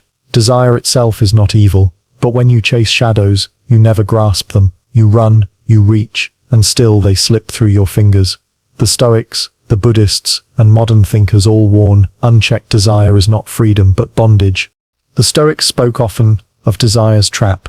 They divided life into what depends on us, and what does not. Desires for wealth, reputation, fortune, these lie outside our control. To base happiness on them is to build a house on shifting sand. Epictetus reminded his students, freedom is not achieved by satisfying desires, but by eliminating them. He did not mean living without joy, but living without slavery. If you desire only what lies within your choice, virtue, reason, calm, then your peace cannot be stolen. The Buddhists went further. They named desire, tanha, thirst, as the root of suffering itself. To crave endlessly is to suffer endlessly, because every satisfaction fades, and new thirsts arise. To live chasing desire is to live always in hunger, never in fullness. The shadow lengthens, and you keep running. Liberation, the Buddha taught, comes not from quenching every thirst, but from seeing the shadow for what it is, an illusion of permanence, a trick of the light. Modern psychology describes something similar. The hedonic treadmill. You achieve one goal, and almost instantly, you adapt, finding yourself no happier than before. You buy the new device, the feeling fades. You reach a milestone, the satisfaction vanishes. The treadmill keeps moving, and you must run faster to stay in place. The shadow of desire lengthens endlessly. Think of your own life. What desires have pulled you most strongly? Recognition, wealth, love, stability? How often have you thought, if I just have this, I will be happy? And when you received it, how long did that happiness remain? A day, a week, a year? Then, inevitably, the shadow shifted, and a new desire took its place. This is not failure on your part. It is the nature of desire itself, insatiable, ever-moving. Yet desire is not always poison. Without it, nothing would move. You would not eat, create, love, or strive. Desire's danger lies not in its presence but in its shadows, when it rules you, when it blinds you, when it convinces you that your worth depends on its satisfaction. To walk wisely is not to banish desire but to illuminate it, to see its shape clearly so that you are not misled. The Stoics practiced this by restraining unnecessary wants. They trained themselves with voluntary discomfort, sleeping on the floor, eating plain meals, to remind themselves that luxury is not necessity. They desired virtue more than pleasure, and so desire lost its power to enslave them. The Buddhists practiced mindfulness, watching desire rise and fade without grasping. A craving for sweetness would appear, then dissolve. A longing for praise would arise, then vanish. By watching they learned desire is temporary, not command. Imagine tomorrow. A craving arrives. For food, for distraction, for recognition. Instead of obeying instantly, pause. See it clearly. Ask yourself, is this shadow worth chasing? Will it bring peace, or only more thirst? Sometimes you may choose to indulge, but with awareness, indulgence becomes freedom, not slavery. Other times you may choose to let the desire fade, watching it dissolve like a shadow at dusk. Both choices are yours, but only if you see the shadow clearly. Consider also desires you cannot fulfill to keep youth forever, to stop loved ones from leaving, to make time pause. These are the deepest shadows, illusions that cannot be caught. To cling to them is to suffer endlessly, but to see them, to bow to their impossibility, is to free yourself. Impermanence cannot be changed. The shadow cannot be held, but you can walk lightly, loving each moment without demanding it last. Close your eyes now, and picture desire as a shadow walking beside you. Some days it stretches long and dark, whispering endlessly. Some days it is small and barely noticeable, but always it moves with you. You need not run from it, nor chase it. Simply see it, walk beside it without mistaking it for substance. Desire is part of life, but it is not your master, unless you hand it the leash. The Stoics would tell you desire wisely for virtue alone. The Buddhists would tell you see desire, let it pass. Modern science would tell you beware of adaptation. Happiness lies not in more but in presence. Together they point to the same truth. You cannot outrun your shadow, but you can stop mistaking it for who you are. Tomorrow, when you feel desire pulling at you, whisper gently, I see you, watch it rise, watch it fade.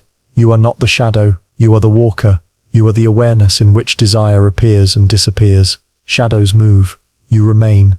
As you drift tonight, let your desires loosen. You need not chase them into dreams. Let them fade with the day. Rest not in shadows, but in the quiet light of awareness that has always been yours. Imagine a mountain. Winds howl against its cliffs, storms lash at its peaks, snow buries it in silence, rain erodes its edges, yet the mountain remains. Seasons come and go, empires rise and fall, but the mountain endures. Philosophy across traditions invites us to cultivate such steadiness, a mind unmoved by external storms. The Stoics called it equanimity, the Buddhists called it non-attachment, and modern psychology calls it resilience. By whatever name, the truth is the same. Peace is not found by controlling the world, but by remaining unmoved within it. The Stoics lived surrounded by chaos, wars, plagues, betrayal, political upheaval. Marcus Aurelius, Emperor of Rome, endured endless pressures, but reminded himself daily that no insult, no loss, no misfortune could touch his reason unless he allowed it. He wrote, "You have power over your mind, not outside events. Realize this, and you will find strength." The unmoved mind was his refuge, a fortress of clarity no army could breach. The Buddhists taught similar wisdom through meditation. They sat as still as mountains, watching thoughts and emotions rise like weather. Anger would appear, joy would sparkle, fear would thunder, but the practice was to remain aware, not carried away. The unmoved mind sees thoughts not as commands, but as passing clouds. Beneath them lies stillness, awareness that does not sway. To rest in that stillness is liberation. Modern psychology calls this emotional regulation. Stressful events trigger fight or flight responses, but the disciplined mind pauses, reframes, breathes. Instead of being hijacked by panic or rage, it steadies itself, acting with clarity. Research shows that those who cultivate calm under stress live longer, healthier lives, with stronger relationships and clearer decision-making. The unmoved mind is not only ancient wisdom, it is modern science. Think of your own days. How often do you feel tossed by small storms? A harsh word, a delayed plan, a disappointing outcome. These moments may feel enormous as they happen, yet days later they fade.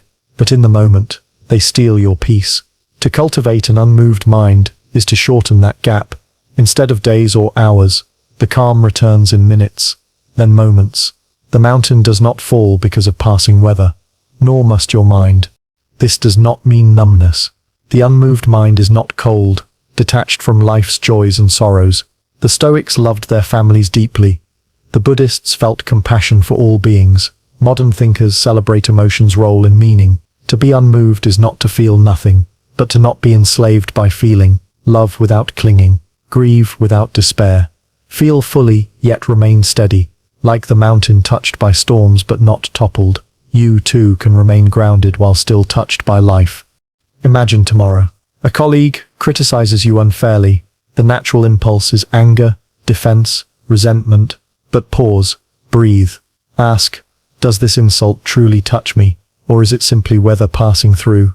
The unmoved mind sees the insult as noise, not truth. Or perhaps tomorrow a plan fails, and disappointment rises. Again pause. The unmoved mind accepts imperfection, adjusts, continues. Each time you practice, the storms feel lighter, and your peace steadier. The Stoics trained daily for this. They visualized adversity in advance, so they would not be surprised. If wealth was lost, they reminded themselves it was never truly theirs.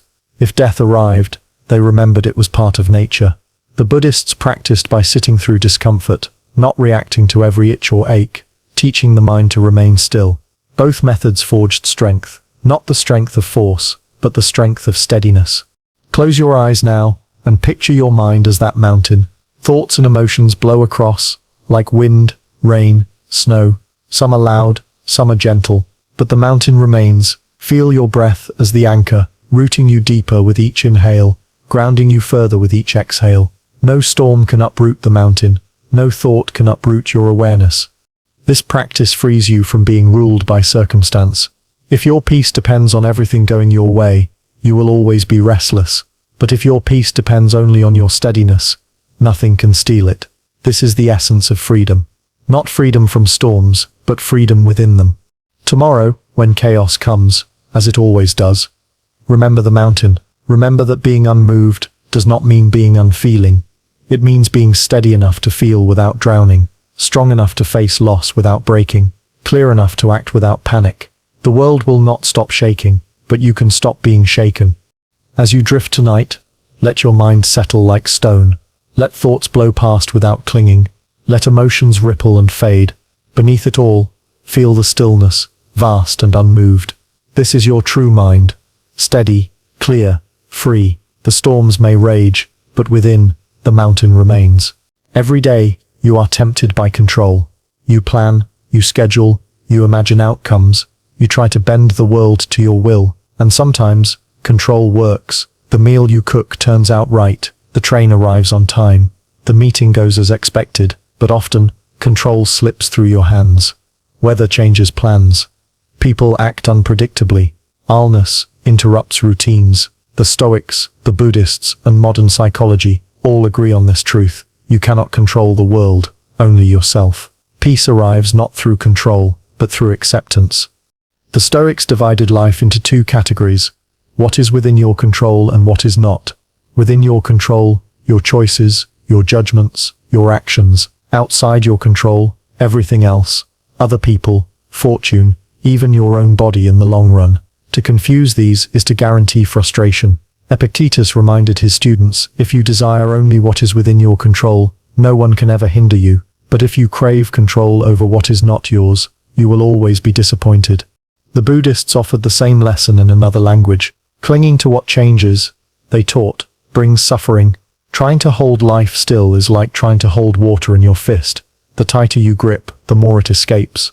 Acceptance does not mean passivity, but flowing with impermanence instead of resisting it. The river runs, the seasons turn, and peace comes when you allow them to. Modern psychology echoes this with the idea of radical acceptance. Therapists encourage patients to stop fighting reality. Fighting what already is only adds a second layer of suffering. You cannot undo the past, but you can accept it. You cannot stop pain entirely, but you can accept it, without adding resentment. In acceptance lies the strength to act wisely, where action is possible, and the freedom to release what is not.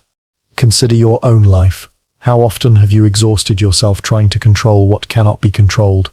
The words of others, the thoughts of strangers, the unfolding of fate. You strategized, argued, worried, yet nothing changed.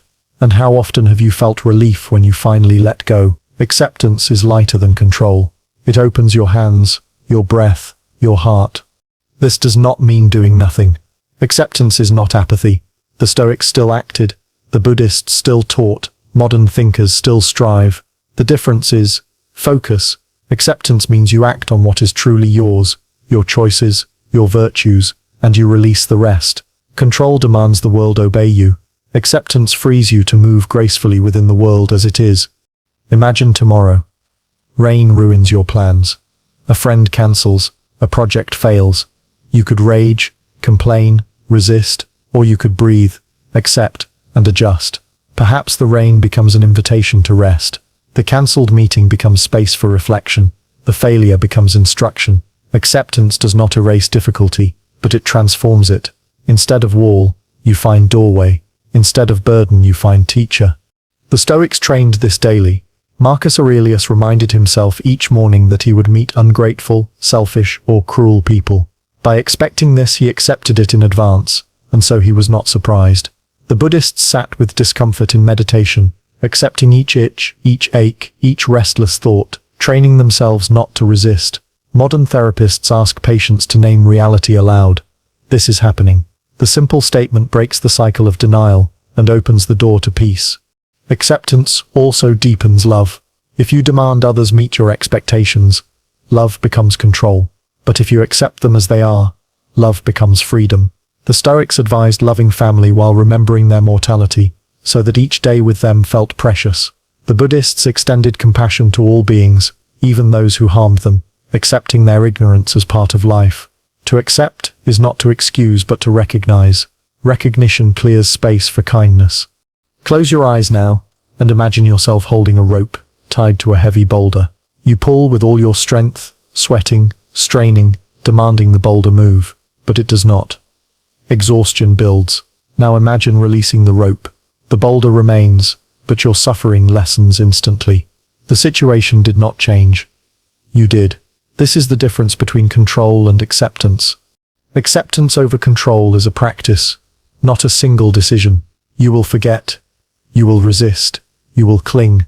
But each time you remember, each time you pause and breathe, you loosen the grip. Over time, life feels lighter, not because it changed, but because you did. Tomorrow, when frustration arises, whisper softly, acceptance over control. Choose wisely where your effort goes. Act where you can, let go where you cannot. In this balance lies peace. As you drift tonight, let go of what today demanded you control. The mistakes, the arguments, the delays, release them. They are already written. Accept them, and rest. Tomorrow will bring new challenges, but tonight you can breathe freely, knowing you need not move the boulder anymore. Close your eyes, and imagine sitting at the edge of a busy street. Cars rush past, horns blare, voices echo, lights change from green to red. You are not in the traffic. You are simply watching. This is what the philosophers meant by cultivating the watchful observer within. To live wisely is to create distance between yourself and the endless traffic of thoughts, emotions, and desires. You are not the chaos. You are the one watching the chaos flow. The Stoics taught this practice through reason. Marcus Aurelius wrote that the mind can step back from impressions, pausing before judgment. When anger rises, you need not say, "I am angry." Instead, you can say, "Anger is arising." Already, the storm weakens. Epictetus reminded his students that events themselves are not the problem. It is the stories we attach to them. The watchful observer sees the story forming and chooses whether to believe it. The Buddhists refined this art in meditation. They trained themselves to sit and notice each thought as it appeared, naming it softly, thinking, feeling, remembering. By naming, they loosened identification. The thought came, the thought went, but awareness remained. They realized they were not the thought, but the observer of the thought, not the emotion, but the witness of the emotion. Freedom was found not in eliminating the traffic, but in no longer mistaking it for self. Modern psychology echoes this in mindfulness-based therapies. Patients are taught to diffuse from their thoughts, to see them as passing events, not truths. Instead of drowning in "I am worthless," one learns to say, "I am having the thought that I am worthless." That small shift opens space. The thought no longer defines you. You become the observer, steady and clear, while thoughts move like clouds. Think of your own day. How often did you lose yourself in the stream? Worry carried you forward into futures that never came. Regret dragged you backward into pasts you cannot change. Emotions swept you up, leaving you reacting rather than choosing. Yet at any moment, you could have stepped back. You could have sat on the curb, watching the traffic of the mind, remembering you are not each car that passes. This practice is powerful in small frustrations. A stranger cuts you off, and anger flares. The watchful observer notices, anger has arisen. Already the grip loosens, or a fear creeps in at night. What if tomorrow fails? The observer names it, fear is visiting. The fear is still there, but now it is a visitor, not a ruler. Awareness holds it gently without obeying it. The Stoics saw this as discipline, the Buddhists as liberation, modern psychology as regulation. But the essence is the same. Freedom comes when you identify not with the storm but with the sky that holds it. The storm may rage, but the sky remains vast and unshaken. You are not the passing weather. You are the awareness in which it moves. Imagine tomorrow facing difficulty, a mistake at work, an argument at home, an unexpected disappointment. The instinct is to collapse into identity. I am a failure. I am unloved. I am hopeless. But the watchful observer says, instead, failure has appeared. Loneliness has arisen. Hopelessness is passing through. By naming them as appearances, you reclaim space. You are not swallowed. You are watching. This posture also deepens compassion. When you observe yourself without judgment, you grow gentler toward others. You realize they too are swept up in passing storms, often without awareness. Their anger, their cruelty, their carelessness, all are weather patterns in their sky. They are not monsters, but humans lost in traffic. To see this is to forgive more easily, to respond more calmly. Close your eyes now, and picture yourself sitting quietly as thoughts move past. A memory drifts by like a car. You watch it. A plan for tomorrow speeds past. You watch it. An emotion honks its horn demanding attention. You watch it too. You do not chase. You do not fight. You simply observe. Notice how the act of watching softens the noise. Notice how space opens within. The Stoics would say this is reason ruling passion. The Buddhists would say this is awareness dissolving illusion. Modern thinkers would say this is mindfulness strengthening resilience.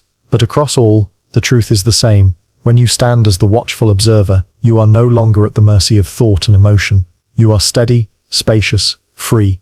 Tomorrow, try this practice when the world presses close. Pause. Step back inwardly. Watch the traffic pass. Name the thought, the feeling, the impulse. Do not deny it, but do not obey it. Let it come, let it go. You remain. As you drift tonight, let this posture settle in you.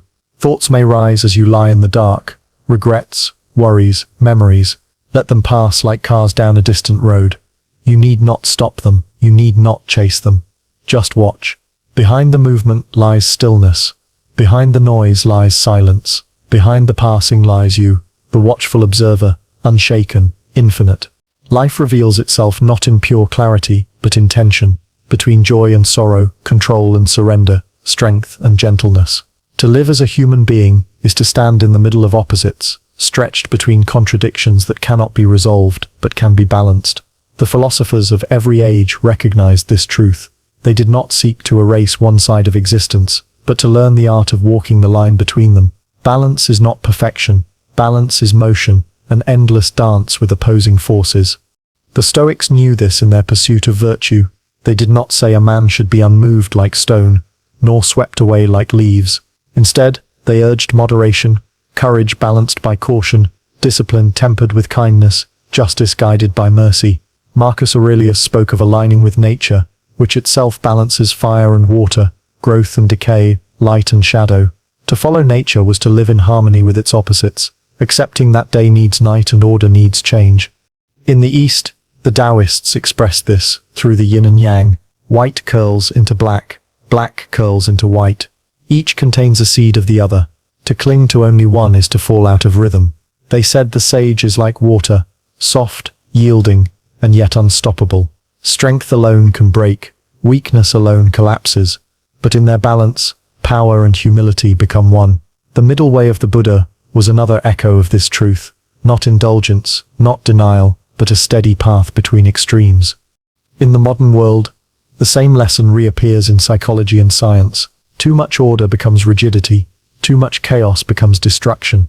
Healthy systems breathe between the two, allowing enough structure for stability and enough unpredictability for growth. The human mind too suffers when trapped at one pole. Endless positivity blinds us to reality.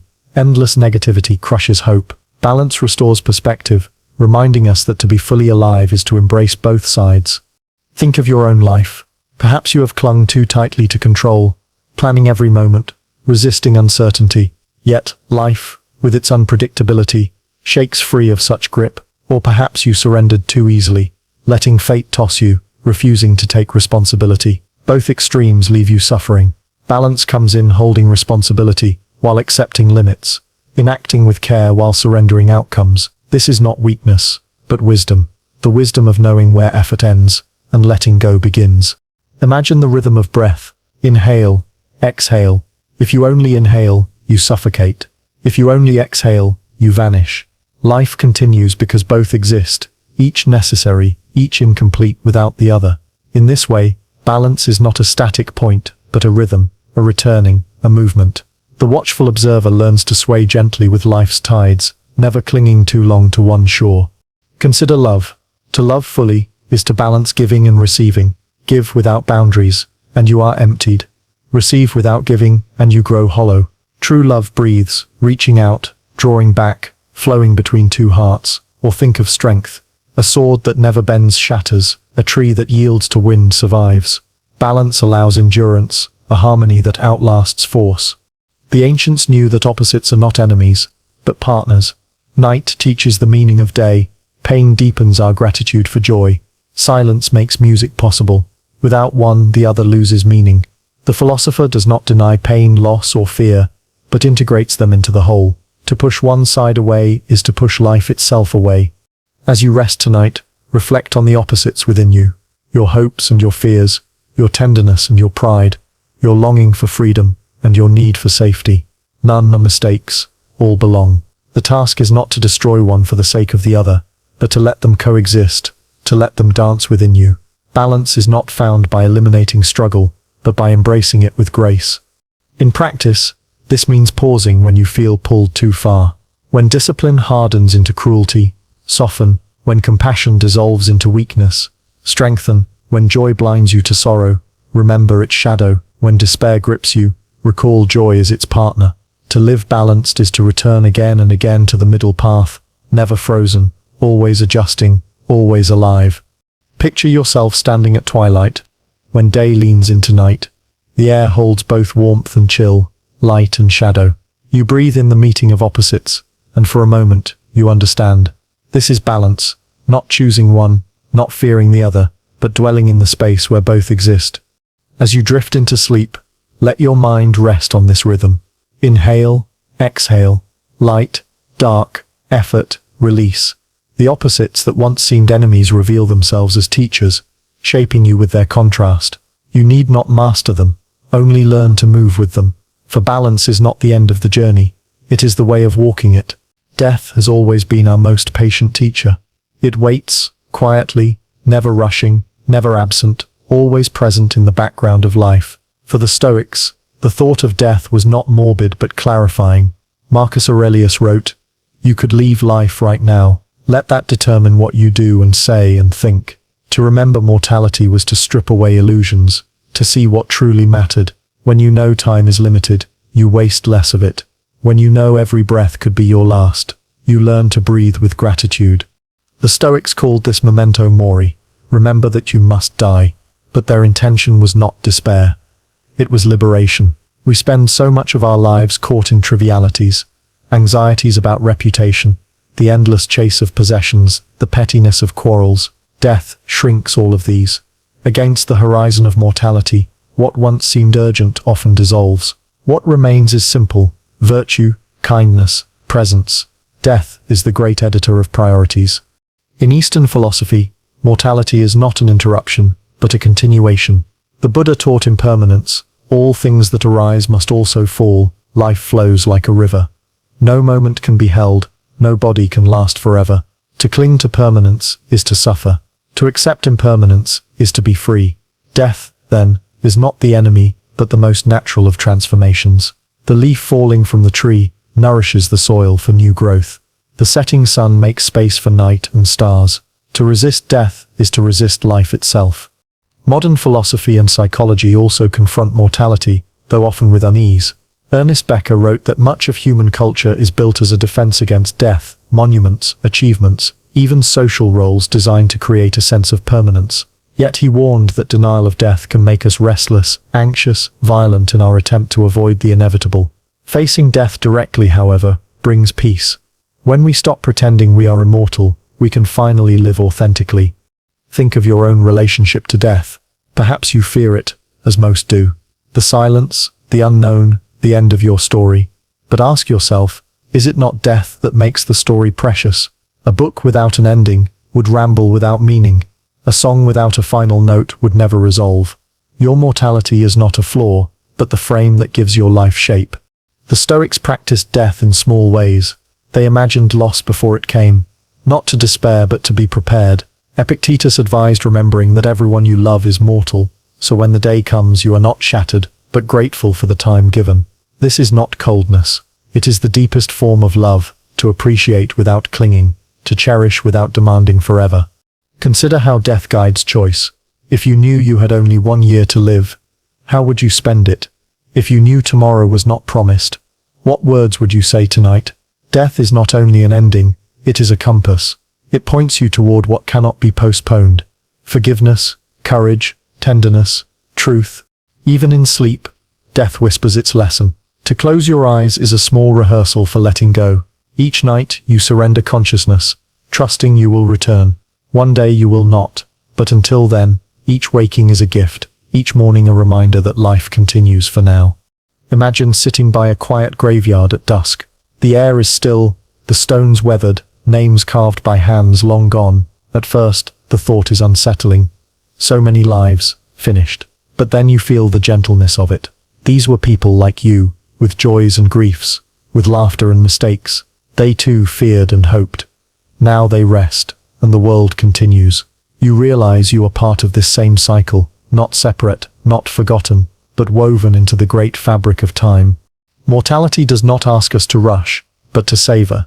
Drink your tea slowly, feel the warmth on your tongue, speak kindly when you can, for harsh words may linger longer than you do. Sit with silence, because one day, silence will be all. Death is not waiting to snatch you away. It is walking beside you, gently reminding you to notice the path. As you drift tonight, let death's reminder soothe, rather than terrify. Every breath is proof of life. Every heartbeat, a fragile miracle. You cannot control how many remain, but you can control how deeply you live them. Mortality asks, not for fear, but for presence, to be here fully, while you are. So let go of the weight of immortality. You were never meant to last forever. You were meant to shine briefly, brilliantly, uniquely, like a flame that burns, warms, and then fades. You are part of the endless cycle of light and darkness. And when the time comes to extinguish, it will not be the end, but the completion of a beautiful rhythm. Until then, live gently, live wisely, live now. Time is the current we cannot step out of, though our minds are constantly trying. We replay the past, as if memory could be altered by repetition. We leap into the future, as if anxiety could secure its shape. Yet the only place we ever truly live is the present. The Stoics, the Eastern sages, and even modern psychologists converge on this. The eternal is not elsewhere, it is here in the now, unfolding with each breath you take. Marcus Aurelius reminded himself daily that the present moment is all we ever lose.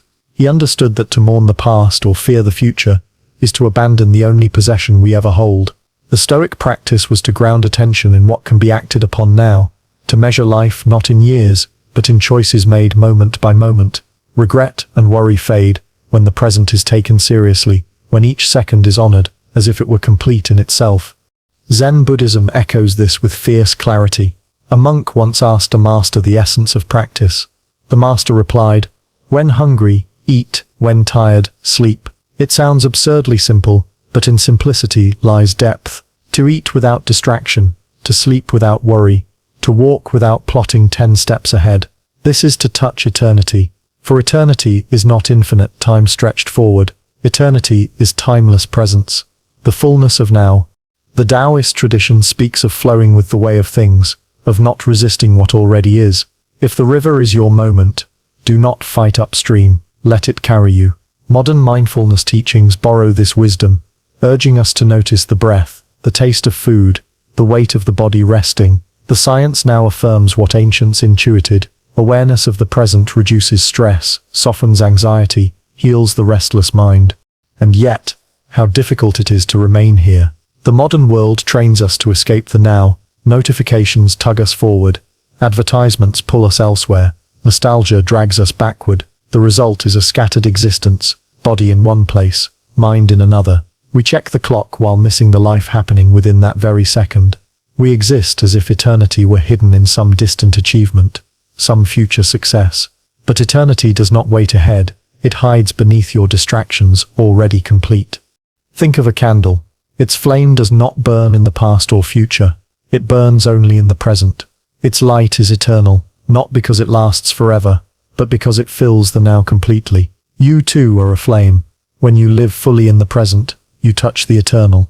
When you scatter your awareness across times you cannot reach, the flame flickers and dims. Consider memory. When you remember a moment vividly, the smell of rain, the laughter of a friend, you are not reliving the past. You are bringing that memory into the present. Even memory only exists now. The same is true for the future. Every plan, every worry, is an image painted in the present. There is nowhere else for your mind to live. Past and future are shadows cast by the now. The Stoics used the present as armor against both fear and regret. Epictetus taught that you cannot control tomorrow, but you can control this act, this word, this choice. When death feels terrifying, bring your mind back to the present breath. Death has not yet arrived. When regret stings, remind yourself, the past is not yours anymore, only the present asks for your hand. Eastern traditions deepen this reminder with meditation. Sit, breathe, let thoughts pass like clouds. You see how quickly they come and go. You realize you are not the thought itself, but the space in which it arises. That space, awareness itself, feels timeless. You glimpse eternity not as endless time, but as boundless presence. Modern psychology reframes this as flow, the state in which action and awareness merge. Athletes call it being in the zone. Artists call it losing themselves in the work. In flow, time disappears and the self dissolves. You become the act itself, the brushstroke, the sprint, the music. This is not mystical. It is deeply human. It shows that eternity is not abstract. It is what happens when the mind stops fleeing the now. Imagine yourself tonight, lying in darkness. The day is gone. Tomorrow has not arrived. All that exists is this breath, this heartbeat, this quiet. If you can sink into it fully, if you can surrender the chase for other times, you will feel the eternal woven into your very being. You are not waiting for life to begin later. You are not clinging to what has already vanished. You are here, alive, complete. The Stoics would ask, if you were to die tomorrow, would this moment not be enough? The Eastern masters would ask, if you were to awaken now, would you not see that you already stand in eternity? And the modern thinker might tell you the brain is always predicting, but peace comes when you simply observe what is, without demanding what is not. So the practice is simple, though not easy. Return to the now, again and again, like a bell calling you back. Let your breath anchor you. Let your senses open, the faint hum in the room, the texture of your blanket, the rhythm of your chest. These are not small things. They are the gateway to the eternal. As you drift toward sleep, release the grasp of past and future. You do not need them now. Let the eternal now hold you like water carrying a leaf. When you wake, the now will still be here. It always is. for eternity is not beyond reach. It has been with you quietly in every single breath. Who are you? A question so familiar that we often mistake the ease of asking for the ease of answering. The Stoics, the Eastern masters, and modern philosophers, each cut at the illusion differently, yet they converge on the same haunting suspicion. The self we cling to may not be solid at all. It may be nothing more than a fragile web, spun from memory, story, and shifting perception, shimmering, delicate, and prone to collapse when touched too closely. The Stoics approached the self as a rational being, a fragment of the cosmos entrusted with reason. Marcus Aurelius wrote of himself not as an emperor but as a human soul carrying a body. He reminded himself that identity is temporary, roles are borrowed, and reputation is smoke in the wind. If he lost his throne, he did not lose his true self, because the core of identity was not external titles but inner virtue. To him, selfhood was fragile precisely because it depended on externals, fortune, fame, appearance. Strip them away, and what remains? Only character, only reason, only the choices you make now. Eastern philosophy goes further, dissolving the self entirely. Buddhism declares that what you call you is an illusion born of craving and clinging. The body changes, the mind shifts, memories fade, desires evolve. Which part is the real you? None and all. The Buddha taught that self is like a flame passed from candle to candle, continuous yet never identical. This doctrine of anatta, no self, is not meant to depress but to free. If the self is fragile, you need not defend it so desperately. If it is not solid, then insults, losses, even death itself, strike less deeply. The cage of ego opens. The Taoist tradition paints self as a pattern within a larger flow. Just as a whirlpool appears in a river, defined yet inseparable from the water, the self arises from the Taoist. Its fragility is its beauty.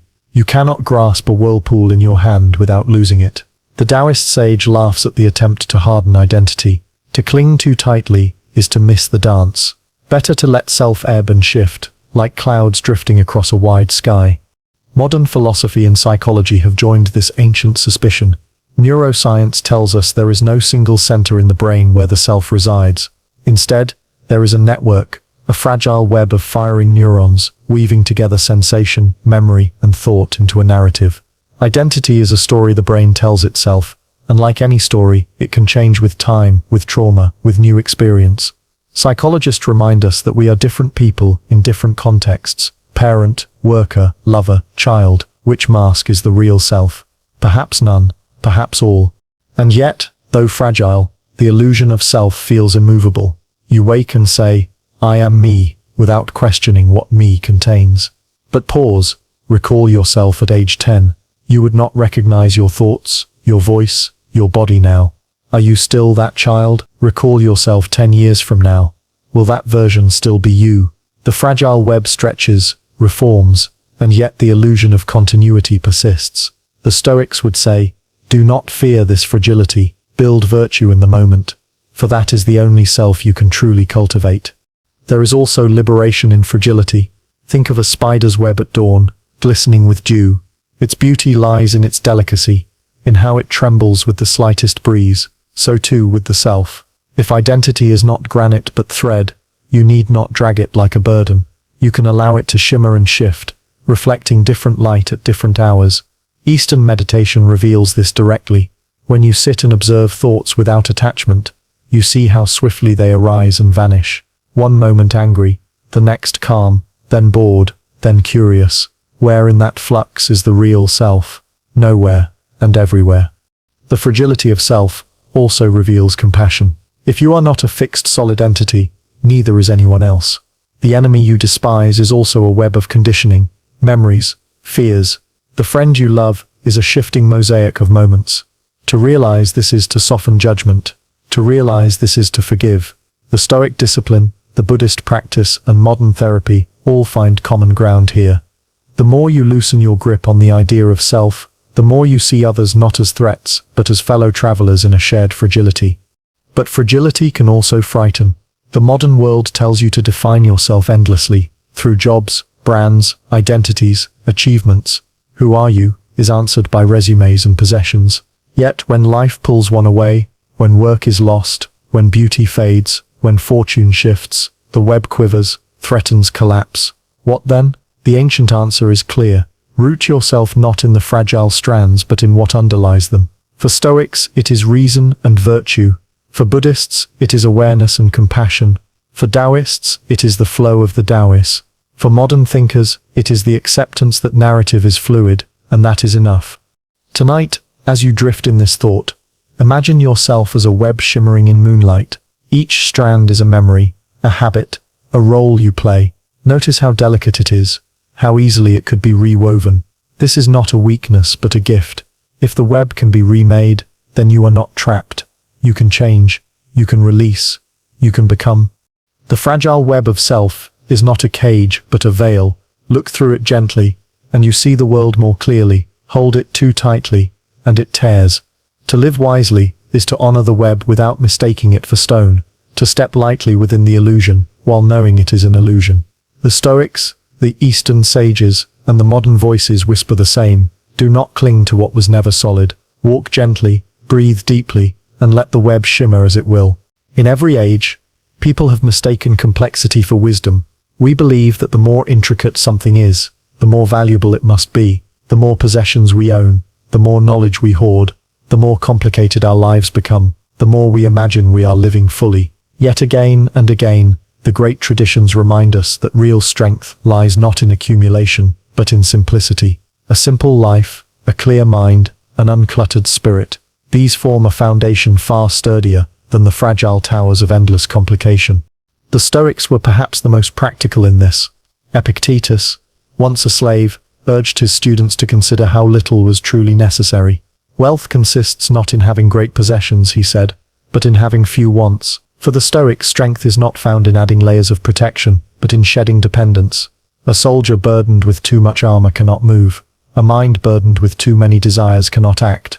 Simplicity becomes strength because it leaves you unencumbered, free to move toward virtue without distraction. Eastern philosophy reaches a similar truth through a different doorway. Zen Buddhism reveres emptiness. A room cluttered with objects leaves no space for stillness.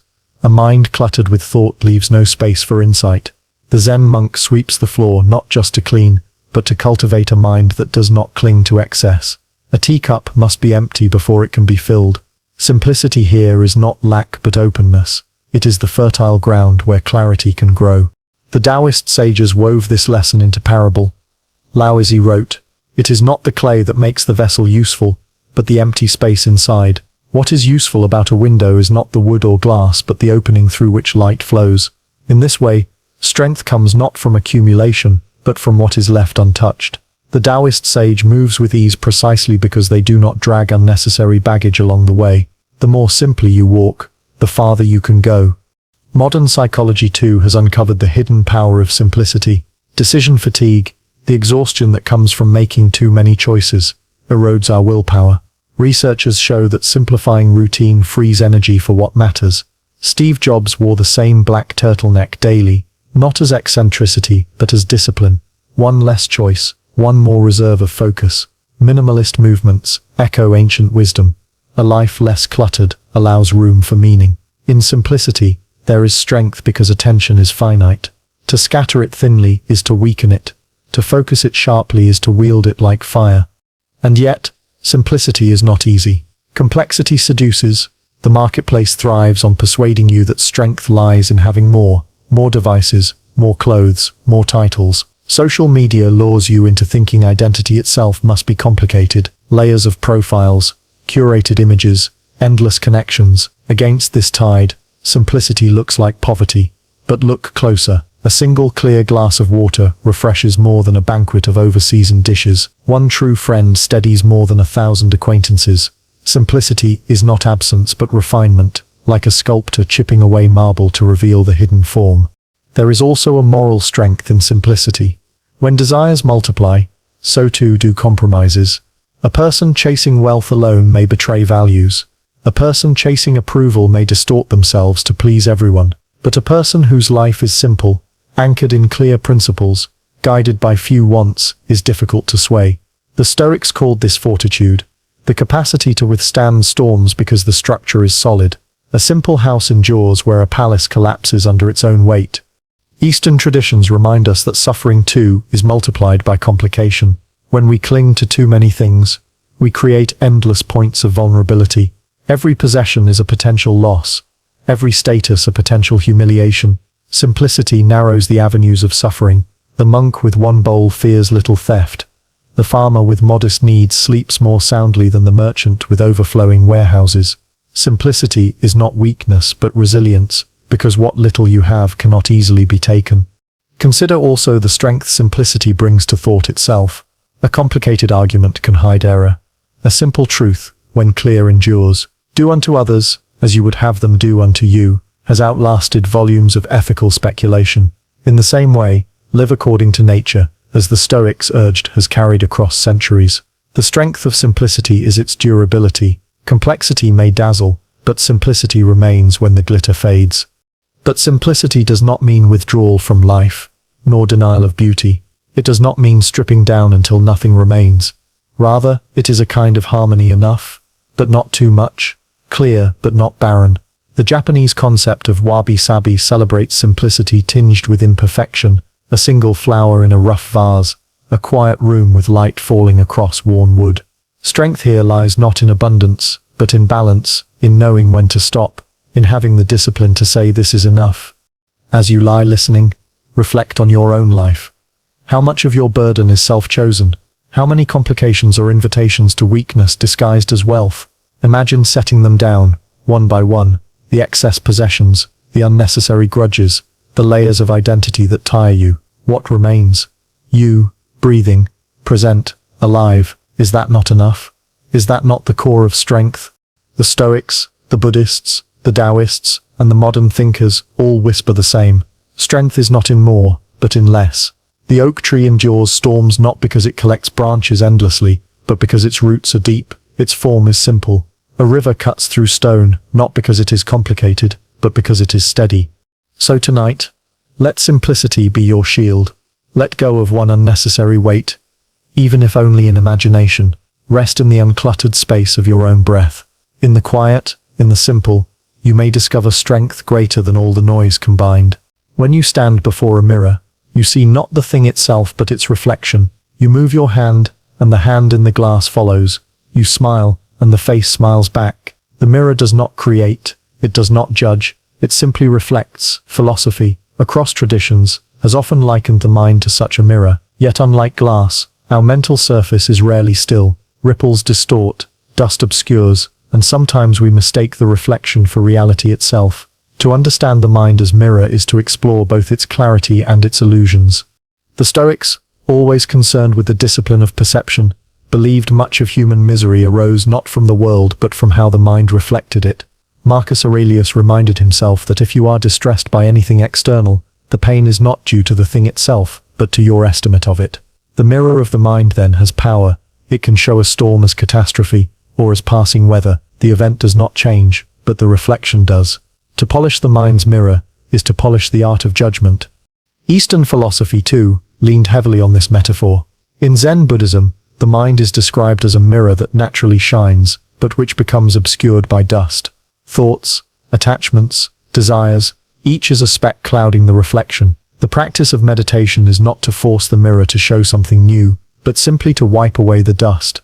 The world then appears as it is, clear, unfiltered. One Zen master said, "The mind is like a mirror. Do not polish it to see something. Polish it so nothing obscures what is already there." Taoism adds a subtle twist. In the Taoist Zhuangzi, the perfect sage is said to be like a mirror. They do not cling to what they see, nor reject it. They reflect but do not retain. A mirror is never stained by the images it carries. When the bird flies past, the mirror shows it.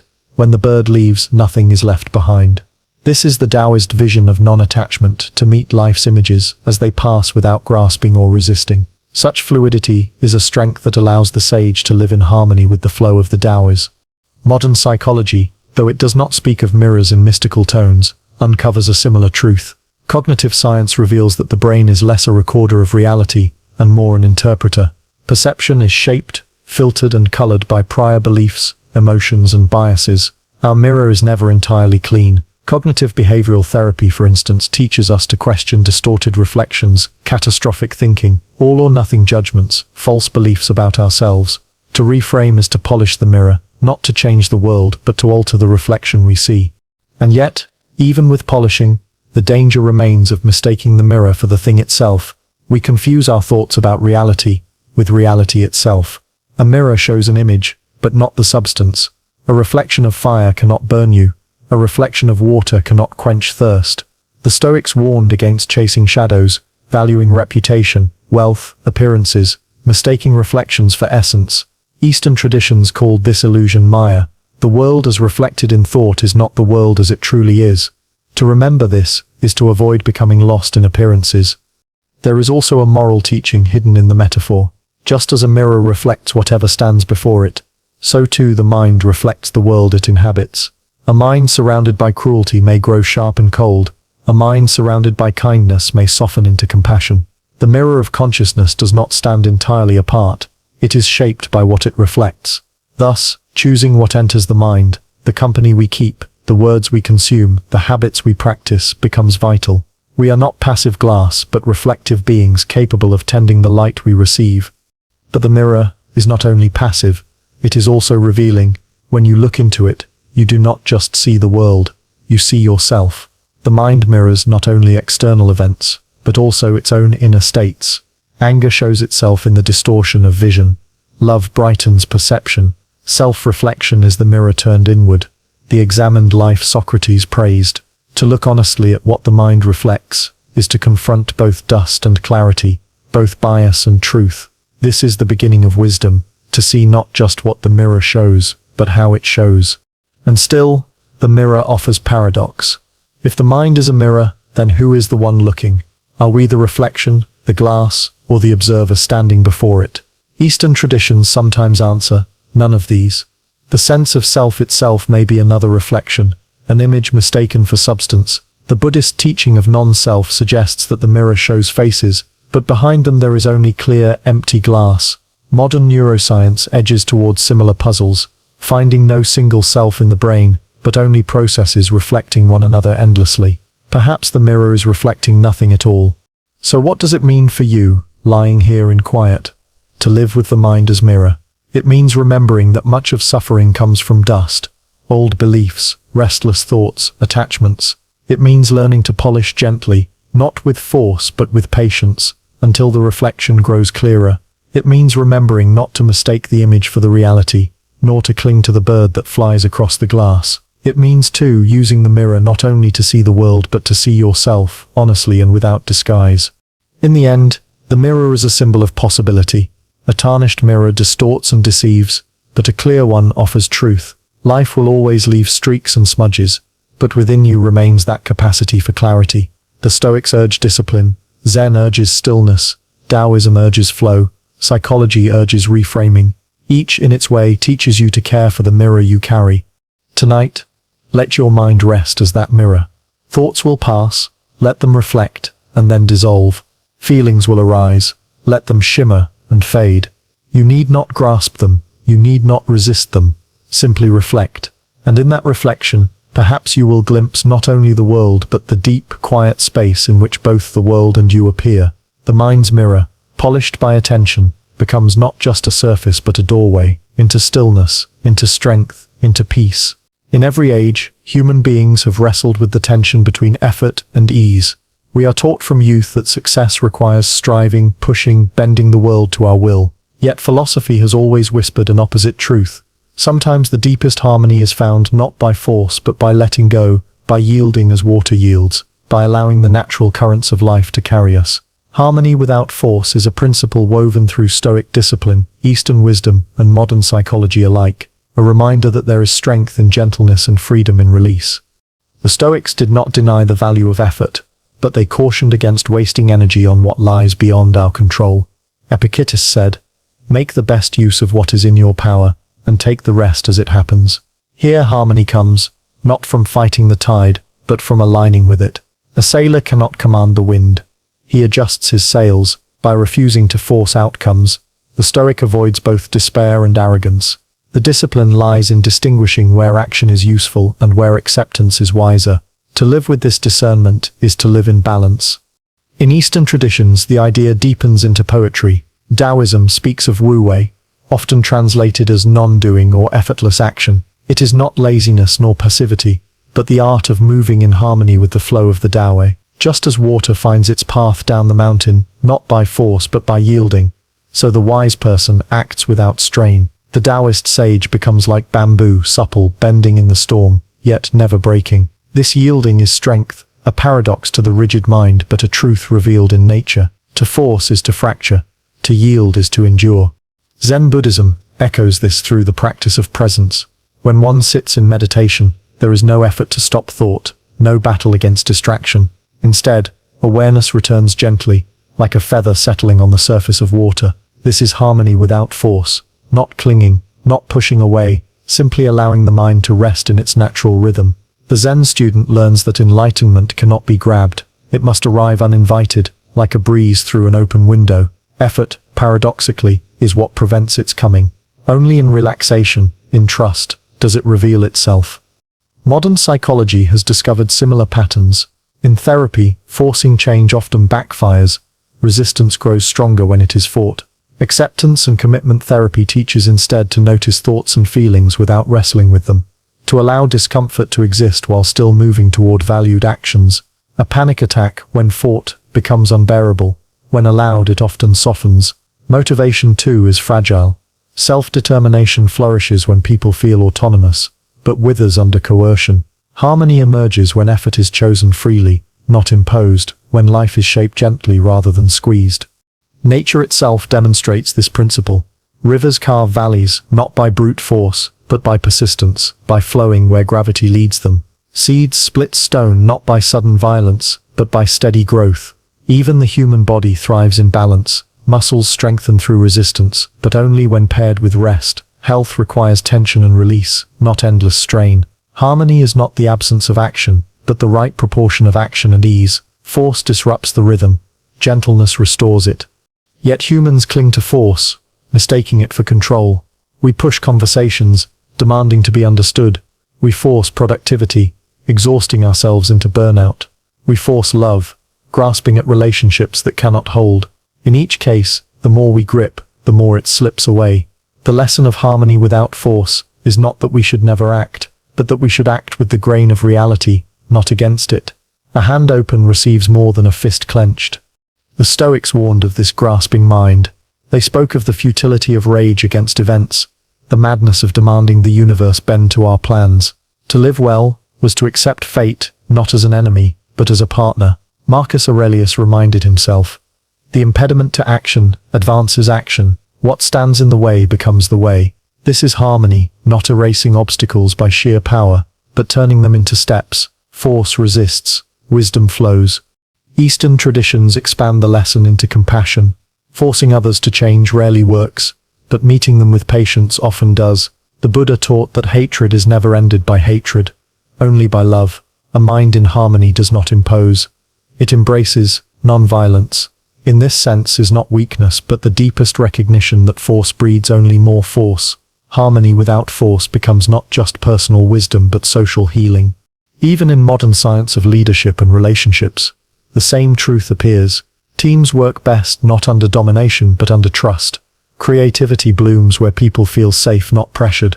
In personal life, relationships flourish when space is allowed, when affection is offered freely rather than demanded. Harmony without force is not passivity. It is skill, timing, and trust in processes larger than oneself. So how does this apply to you, here in the quiet? Perhaps you have noticed the tension in your own body, the way the jaw tightens, the breath shortens, the hands clench, as if life were a rope to be held tighter. Tonight, you might let the rope fall slack. Feel the breath moving without your effort. Feel the heart beating without your command. Notice how much of life happens without force. The rising of the moon, the turning of the earth, the slow unfolding of your own body at rest. Harmony surrounds you, waiting to be remembered. To live with harmony without force is to trust the rhythm of life. It does not mean never striving, but it means knowing when striving becomes struggle. It does not mean never speaking, but it means knowing when silence heals more than words. It does not mean never trying, but it means seeing when trying blocks the very thing you seek. It means bending like bamboo, flowing like water, resting like a mirror that reflects without clinging. At the end of all this reflection, a gentle paradox emerges. Harmony without force requires a different kind of strength, the strength to let go, to loosen the grip on control, to trust what unfolds, to yield where resistance only harms. This is the practice. The Stoic disciplines himself, not to rage at what he cannot master. The Taoist yields to the current of the Taoist. The Zen practitioner sits in stillness, allowing reality to arrive as it is. The modern mind learns that acceptance heals more than resistance. And so, as you drift further into rest, imagine yourself as water moving along a mountain path. You do not smash the stone, you slip around it. You do not command the valley, you shape it slowly. You do not rage at the storm, you pass through it. In time, you realize the valley itself exists because the water flowed without force. Such is life, shaped more by yielding than by conquering, more by harmony than by struggle. Loss is one of the only certainties of human life. We lose possessions, opportunities, friendships, and health. We lose seasons of youth, chapters of love, and sometimes even the very people who gave us life. The human condition is bound up with impermanence, and yet each time loss arrives, it feels like an ambush. To live well, philosophy insists, is not to avoid loss, for that is impossible, but to learn resilience within it. To endure without collapsing, to adapt without hardening, to mourn without despair. The Stoics knew this truth intimately. They practiced what they called premeditatio malorum, a meditation on misfortune. Epictetus advised imagining the loss of those you love, not to become callous, but to remind yourself that nothing truly belongs to you except your own will. He said, "Never say about anything, 'I have lost it,' but only, 'I have given it back.'" To the Stoic, loss is not theft. It is the return of what was never yours to keep. This perspective does not erase grief, but it softens the sting with understanding. You cannot lose what was never permanent. Eastern philosophy approaches loss with the language of impermanence. The Buddha's first noble truth declares that life is marked by suffering, much of it born from clinging to what cannot last. To resist change is to invite pain. To embrace impermanence is to free oneself from unnecessary torment. Imagine holding a cherry blossom in your hand. Its beauty lies not in its permanence but in its fragility. You know it will fall, and yet in that knowledge, its presence is even more precious. Loss, then, is not the enemy of joy, but its twin, reminding us that everything beautiful exists only in passing. Modern psychology has confirmed what the ancients taught. Grief is not something to get over, but something to live with. Theories of resilience emphasize flexibility. Those who adapt to loss do not erase the past but weave it into a new story. Post-traumatic growth shows that hardship can deepen empathy, clarify values, and reveal hidden strengths. In therapy, the path is not about denying sadness, but about finding ways to continue living meaningfully alongside it. Resilience is not bouncing back unchanged, but bending and reshaping, like metal that emerges stronger after fire. Resilience through loss does not mean suppressing emotion. It means allowing grief to move, like a river through the valley of your body. To block it only increases its pressure. To let it flow allows healing. In Zen practice, emotions are like clouds drifting across the vast sky of awareness. No storm is permanent, no sorrow endless. Watching your grief with this gentle distance can reveal its shifting nature. One day heavy, another day light, sometimes returning, sometimes fading, but always changing. Loss may leave scars, but scars are reminders of healing, not just of pain. The Stoics spoke often of the inevitability of death. For themselves and others, Marcus Aurelius reminded himself each morning, "You could leave life right now. Let that determine what you do, and say and think." This was not morbid obsession, but a call to live fully, to cherish without grasping. Knowing that loss is always near teaches gratitude for the present. Every conversation, every sunrise, every breath becomes a gift, not a guarantee. Loss sharpens attention. It strips away illusion and forces clarity. Eastern teachings add compassion to this clarity. The Buddhist concept of karuna, or compassion, arises precisely because suffering is universal. When you lose, you join the countless millions who have also lost. Grief, instead of isolating you, can connect you to others. In helping them, you help yourself. The fragility of life becomes not a private tragedy, but a shared condition, one that calls forth gentleness and care. Loss teaches tenderness. In modern society, loss often feels hidden. We disguise it with euphemisms. We hurry people through mourning. We fear its silence. But the truth is that resilience takes time. Like a forest regrowing after fire, The process is slow, uneven, and often invisible at first. Patience is part of resilience. To demand immediate recovery is to deny the rhythms of healing. The art lies in small steps, the quiet walk, the shared memory, the breath taken without breaking. Slowly, life resumes. And yet resilience is not just recovery, it is transformation. Think of kintsugi, the Japanese art of repairing broken pottery with gold. The cracks are not hidden but highlighted, making the vessel more beautiful than before. Loss cracks us open, but resilience fills the cracks with meaning, with new connections, with wisdom that could not have come otherwise. The break becomes part of the design, the scar part of the story. So how do you practice resilience through loss in your own life? Begin with honesty. Acknowledge what is gone, name it, grieve it, then remember perspective. You are not alone, and the universe has always been a place of change. Return to what is within your control, your choices, your character, your kindness. Allow gratitude to arise for what was given, even if it is no longer here. And when you are ready, step again into the stream of life, carrying the memory without letting it weigh you down. Tonight, as you rest, perhaps you feel the echo of your own losses. They rise in memory, unbidden. Do not push them away. Let them sit beside you like old companions. Notice the sorrow, yes, but also notice the resilience that carried you this far. You have already endured more than you once thought possible. Each loss has reshaped you, but you are still here, still breathing, still moving. This is resilience, not perfection, not immunity, but endurance through fragility. And as you drift further, imagine yourself as a tree in winter, its branches bare, its leaves gone, its fruit forgotten.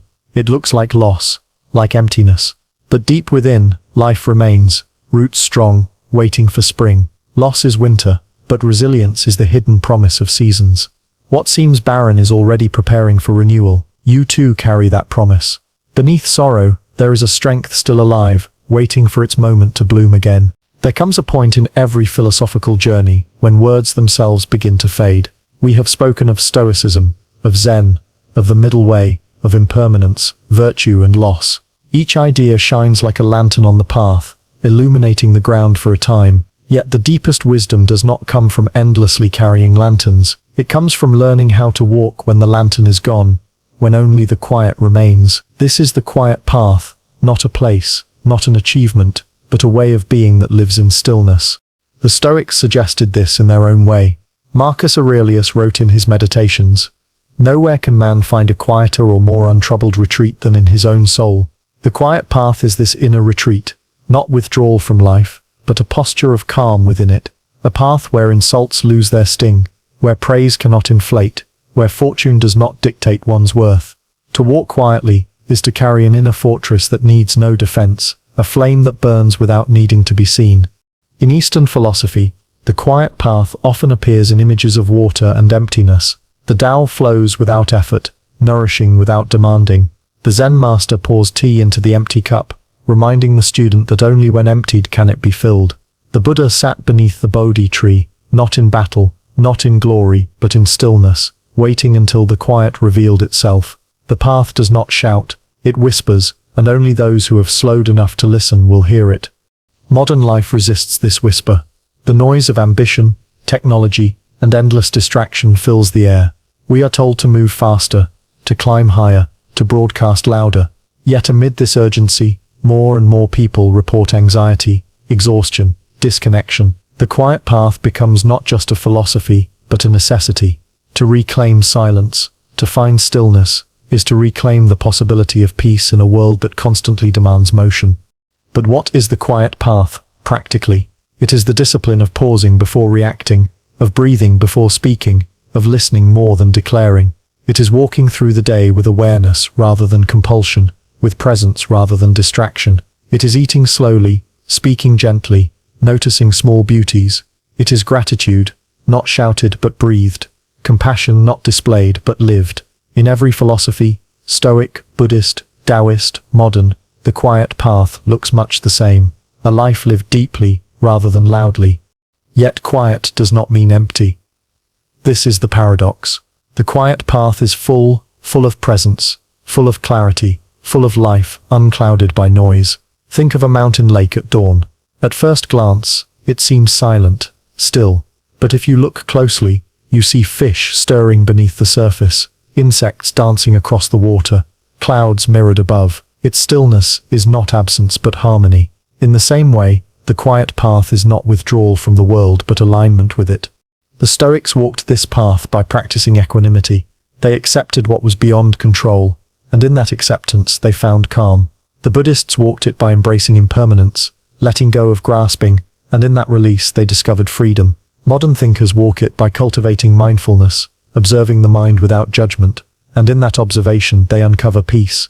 Different names, different practices, but all point to the same direction, the quiet path beneath noise, the silence beneath words. Loss, as we saw before, teaches resilience. The quiet path teaches acceptance. It says all things arise, all things fall, but in the center of change, there is a stillness untouched. Even in sorrow, even in chaos, there is a space you can enter, a space that does not move. Some call it the soul, some call it awareness, some call it emptiness. The name matters less than the recognition that you have always carried it within. Resilience through loss shows you can endure storms. The quiet path shows you can walk calmly, even as storms surround you. These two are not separate. They complete one another. To endure without bitterness, to accept without despair, to act without noise. This is the wisdom of those who have seen the futility of chasing control. The quiet path is not escape, but mastery of being. And yet, mastery here does not look like victory. It looks like humility. The Stoic sage, the Zen monk, the mindful modern thinker, all walk the quiet path not by proving themselves, but by disappearing into it. They do not boast of wisdom. They embody it. They do not cling to being right. They prefer being present.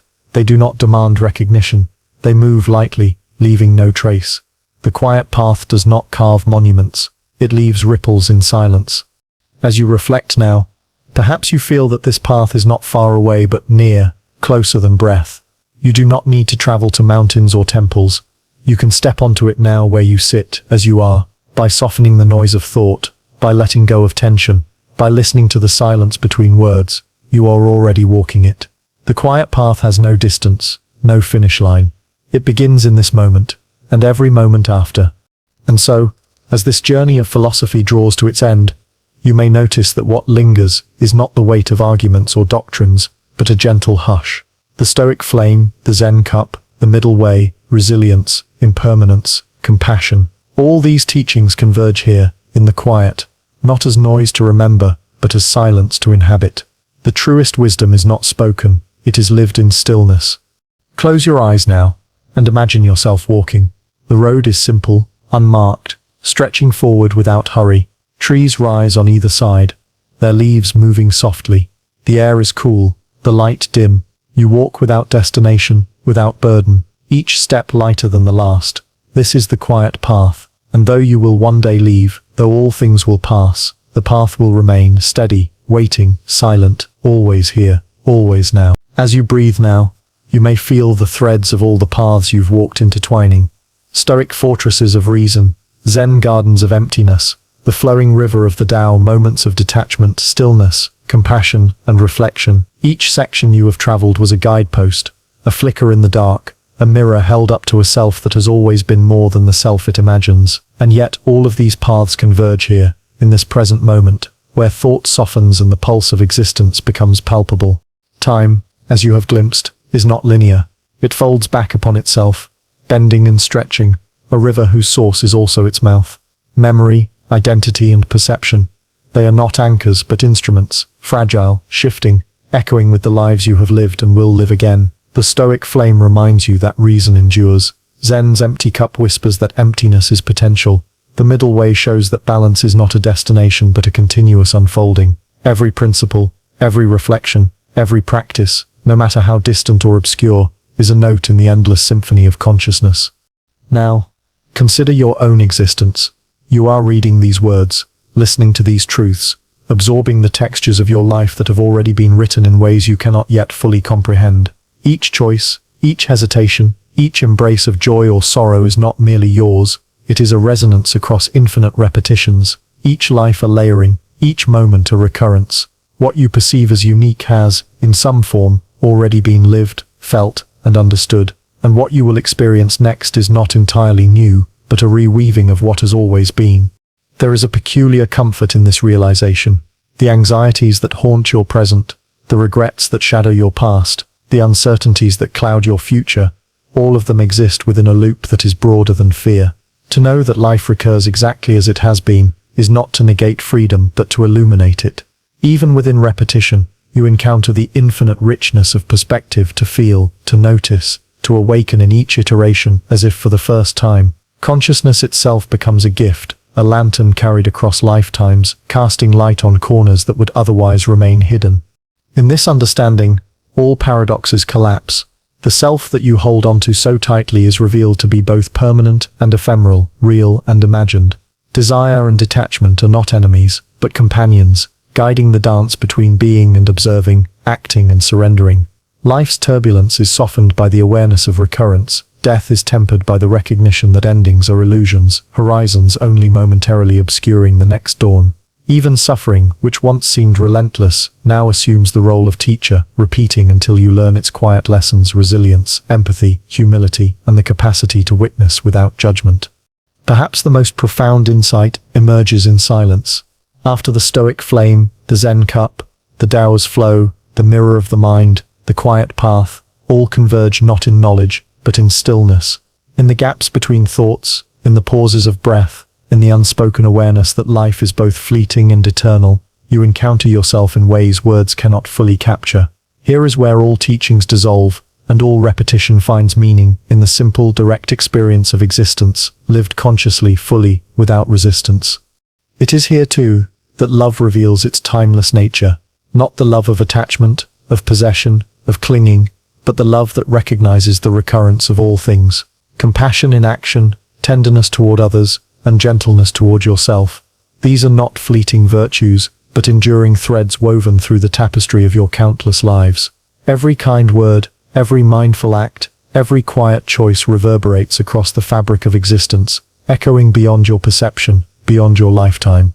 And so, the final paradox: although every moment has been lived before, and every path retraced, it is not a cause for despair. Rather, it is an invitation to wake fully, to engage deeply, to embrace the beauty of the present with both reverence and curiosity. You are not trapped, you are a participant in a dance of infinite repetition, each step familiar yet ever new, each breath both a memory and a promise.